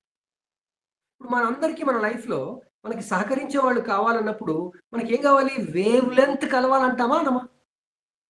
ఆ వేవ్ లెంత్ అంటేనే వాయువు. ఆ వాయుతత్వంలో మిథున రాశిలో పరస్పరం వేవ్ లెంత్ బాగా కలుస్తుంది. అందువల్ల దాన్ని కోఆపరేషన్, సహకారానికి కూడా అదే భావం. ఆ సహకార భావము అనేది మనకి మిథున రాశి భావం వస్తుంది. సో మిథున రాశి ప్రభావంలో ఉన్న వాళ్ళందరికీ వాళ్ళు సహకరిస్తారు, వాళ్ళకి ఇతరులు సహకరిస్తారు పనులు చేసుకోవడం. వీళ్ళ ఆలోచనలు పంచుకుంటారు, వాళ్ళు ఆలోచనలు పంచుకుంటారు, కలిసి పనిచేస్తారు. ఇది మిథున రాశి వాయుతత్వ రాశి. తర్వాత తులారాశి వాయుతత్వ రాశి. తుల అంటే ఏమనుకున్నాం మనం? త్రాసు, బ్యాలెన్స్ అని. అందువల్ల వీళ్ళ ఆలోచనలు బ్యాలెన్స్గా ఉంటాయి. ఆలోచించి ఈ ఆలోచన మంచిదా, ఈ ఆలోచన మంచిదా, ఏది చేస్తే మంచిది అని నలుగురిని అడిగైనా సరే వాళ్ళు సరి అయిన, తమకు సరి అనిపించినటువంటి నిర్ణయాన్ని తీసుకుంటారు. కోఆపరేషన్ వీళ్ళకే సంబంధం లేదు. అక్కడ మిథునంలో అయిపోయింది కోఆపరేషన్. ఇక్కడ నీవెలా ఉన్నావు, నేను ఎలా ఉన్నాను, నీవు కరెక్ట్గా ఉన్నావా, నేను కరెక్ట్గా ఉన్నాను, ఇద్దరం కరెక్ట్గా ఉండాలి. ఇలాంటి భావనలతో మనకి తులారాశి వాయుతత్వం ఉంటుంది. ఇక కుంభరాశి వాయుతత్వం ఏంటి? అంతా కుంభం అంటే కడవలోంచి నేను నీళ్లు పోషేస్తాను, నాకున్న తెలివిని, నాకున్న సహకారాన్ని అన్ని నీకు ఇస్తే ఏం పర్వాలేదు, I will give it back to society. Research and development, ఇదంతా కుంభరాశి వాళ్ళది. కొత్త ఆలోచనలు, అవి జనహితం కోసం, లోక కళ్యాణం కోసం. అందువల్ల ఎక్కువ మంది సైంటిస్టులు కుంభరాశులు ఉంటారు. అన్ని రాశుల్లోనూ ఉండొచ్చు, కానీ కుంభరాశి ప్రభావం మనలో ఉన్నప్పుడు మనం మనకున్న జ్ఞానాన్ని, మనకున్నటువంటి సంపదల్ని అన్ని షేర్ చేసేస్తాం, పంచుకుంటాం. అలా పంచుకునే తత్వం, ఆలోచన విధానం అక్కడ ఈ కుంభ వాయువులో ఉంటాయి. కుంభరాశి వాయుతత్వంలో ఉంటాయి. సో అగ్నితత్వము, భూతత్వము, వాయుతత్వం అయిపోయింది. ఇక జలతత్వానికి వచ్చాం. కర్కాటక రాశి జలం, వృశ్చిక రాశి జలం, మీనరాశి జలం. ఆలోచించండి, మూడు ఒకటే జలమా? సరస్సులు, చెరువులు కర్కాటక రాశి అంటే పరిమితంగా బాగా పనికి వచ్చేటువంటి నీళ్లు ఉన్న చోటు. అలాగే ఈ ఈ ఈ రాశి తత్వంలో ఉన్నటువంటి ఆ జాతకులకి వాళ్ళు ఏం చేస్తారు? అన్నీ ఎప్పటికప్పుడు ఏది కావాలంటే అది పంచుకుంటారు. వాళ్ళు కూడా పంచుకోవడమే, అవైలబిలిటీ ఉంటుంది, ఎమోషన్స్ని పంచుకుంటారు. కానీ ఎండ్రికాయ కదా, పీత ఏం చేస్తుంది? వెనక్కి వెళ్ళిపోతుంది. సో ఎక్కువగా ఇంట్రోవర్ట్గా ఉంటారు. జలతత్వం ఇంట్రోవర్ట్. చూడండి, మూడు కీటకాలే లేదా చిన్న ఏమంటాం వాటిని, అది పశువులు కాదు, పక్షులు కాదు. సో ఇది ఎండ్రికాయ భయపడుతుంది. సో మనకి ఆత్మ న్యూనత భావం రావడానికి అవకాశం ఉంటుంది, పరిమితం కదా. అందువల్ల జలతత్వం, సరస్సులు, చెరువులు ఎలా ఉంటాయో అలాంటి చోట ఉండేటువంటి పీత లేదా ఎండ్రికాయ ఉంటాయో అలాంటి మనస్తత్వం ఉండేవాళ్ళు అక్కడి జలతత్వం వాళ్ళు. ఇది లగ్నం అయితేనే కాదండి, ఆ రాశి ప్రభావము నాకు నా జీవితంలో ప్రతిరోజు ఏ టైంకి వచ్చినా దాని ఇంపాక్ట్ వస్తుంది. మీరు దయచేసి రాశి కారకత్వాలని చెప్తున్నప్పుడు లగ్నము అని పెట్టుకోవద్దండి. లగ్నం అయితే దాని తత్వం ఎక్కువ మనకి నేచర్లో ఉండిపోతుంది, మన స్వభావం అవుతుంది. లగ్నం ఉంటే మన స్వభావం అవుతుంది. కానీ లగ్నం కాకుంటే అదే మన ఏ రెండో భావం అవుతుంది, మూడో భావం అవుతుంది, నాలుగో, ఏదైనా భావం కావచ్చు కదా. ఒకటి కాకుండా మిగిలిన ఏ 11 భావాలైనా దానికి తగ్గట్టుగా ఆ కారకత్వం మారిపోతుంది. ఆ విధంగా మనకి జలతత్వం కర్కాటకంది ఒకటైతే, వృశ్చికం ఏమిటి? తేలు, లోతైన బావిలో నీళ్లు, అక్కడ చెరువులో నీళ్లు ఈజీగా మనం తోడుకోవచ్చు. అందువల్ల కర్కాటక రాశి వాళ్ళని మనం తొందరగా లొంగ తీసుకోవచ్చు. వృశ్చిక రాశి వాళ్ళని లొంగ తీసుకోవడం సాధ్యం కాదు, తవ్వాలి, బావి తవ్వాలి లేదా నీళ్లు చేదాలి. వృశ్చిక రాశి వాళ్ళని మనం అంత ఈజీగా కావలసిన విధంగా మనం చేసుకోలేం, మార్చుకోలేం. లోతుగా ఉంటారు, గుంభనంగా ఉంటారు, తమలోని విషయాలన్నీ బయటికి చెప్పరు, త్యాగం ఉంటుంది. గుర్తు అనుకున్నా కదా మనం, తేలు అంటే దాని గురించి అనుకున్నాం, గుర్తు దాని చిహ్నం ప్రకారం. తర్వాత అలాగే మనం ఏదైనా చేస్తే గుర్తు పెట్టుకుంటారు, దానికి తగ్గ పని ఎప్పుడో చేస్తారు. వెన్నుపోటు పొడవాలనేం లేదు, మనం ఏదైనా చేస్తే దానికి ప్రతిఫలం, మనకి ప్రతిస్పందన ఇస్తారు, ఎప్పుడోసారి ఇస్తారు. ఎక్కడా కూడా మీరు మనకు తెలిసిన రాగద్వేషాలతో కారకత్వాలను చూడకూడదండి. మనకు కామ, క్రోధ, లోభ, మోహ, మద, మాత్సర్యాలతో కూడినట్టు విధంగా జీవితంలో వాటిని కలిపి కారకత్వాలు చూడకూడదు. కారకత్వాలు ఎప్పుడూ ఏమంటారు, దాన్ని క్లీన్గా చూడాలి, అతి సహజాతి సహజమైన బుద్ధితో ఉండేట్టుగా చూడాలి. అంటే ప్రకృతి ఎలా ఉందో కారకత్వాలు అలాగే ఉంటాయి, వాటికి రాగద్వేషాలు ఉండవు.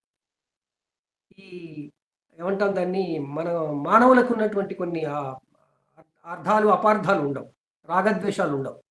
సో వృశ్చిక రాశి కారకత్వం లోతుగా ఉండే బావి నీళ్లు, అవి కావాలంటే కష్టపడాలి, ఎప్పుడు నీళ్లు లోపలికే ఉంటాయి. అందువల్ల ఈ రాశి ఎక్కువగా సిఐడిలు, పోలీసులు వాళ్ళు రహస్యాలు చెప్పరు. అలాంటి వాళ్ళని ఆపాదిస్తారు. రహస్యాలు చెప్పరు. అక్కడ ఇంకా చాలా ఉంటాయి. దాన్ని రాను రాను ఇంకా అన్నీ చెప్పుకుంటాం వరుసగా. సో వృశ్చిక రాశి కారకత్వం ఆ జలతత్వం, అలాంటి జలతత్వం. పరిమితమైన వనరులు, తోడుకోవాలంటే కష్టపడాలి, ఆ నీళ్లు కావాలంటే కష్టపడాలి. సో వృశ్చిక రాశి వాళ్ళు దాని రాశి ప్రభావంలో ఉన్నప్పుడు మనకి ఏదైనా కావాలి అంటే మనం కష్టపడాలి. ఇంకోళ్ళకి మనం తొందరగా ఇవ్వం. మనం ఇంకోళ్ళతో తొందరగా వాళ్ళకి కావాల్సినవి ఇవ్వం. అది వృశ్చిక రాశి. దాని తర్వాత మీనరాశి. మీనరాశిలో ఏముంది? చేపలు ఎక్కడ ఉంటాయి? సముద్రంలో ఉంటాయి. ఇక సముద్రము అంటే ఏంటండి? మొత్తం విశాల ప్రపంచం, విశాల హృదయులు. వాళ్ళు ఏదంటే అది ఇచ్చేస్తారు ప్రపంచానికి. వాళ్ళ ఎమోషన్స్ లోకహితంగా ఉంచుకోవడానికి ట్రై చేస్తారు. తమ దగ్గర ఏది దాచుకోరు. అలాంటి తత్వం మీనరాశిలో. అది జలతత్వమే. వృశ్చిక రాశి జలతత్వమే. ఇది తేలు, అది చేప, ఇదేమో ఎండ్రికిచ్చ. ఇక్కడ ఈ నీళ్లు పరిమితమైనవి, ఇక్కడ పరిమితమే కాదు ఇంకా లోతైనవి, అదేమో అపరిమితమైనవి జలం. అక్కడ ఉండే ఎమోషన్స్ తొందరగా అందరికీ ఈజీగా ఇచ్చేస్తారు. వృశ్చిక రాశి ఎమోషన్స్ బయటపడవు, లోపల ఉండిపోతాయి. అదే కర్కాటక రాశి ఎమోషన్స్ బయటపడతాయి, తొందరగా అన్ని తొందరగా అయిపోతాయి, తొందరగా మర్చిపోతారు, తొందరగా అన్ని తొందరగా అయిపోతాయి. పరిమితం నీళ్లు, సరస్సులు, తర్వాత చెరువులు. సో ఈ విధంగా మనకి ఆ భూవాజ అగ్నితత్వము, భూతత్వము, వాయుతత్వము, జలతత్వము, ఈ నాలుగిటిని 12 రాసుల్లోనూ ఆది భౌతికంలో 4, ఆది దైవికంలో 4, ఆధ్యాత్మికంలో 4 పెట్టేసి కోణానికి, ప్రతి కోణానికి అదే తత్వం వస్తుంది. రాశుల్లో గమనించండి, ఒక రాశి కనుక ఒక తత్వం అయితే ఆ కోణమంతా అదే తత్వం ఉంటుంది.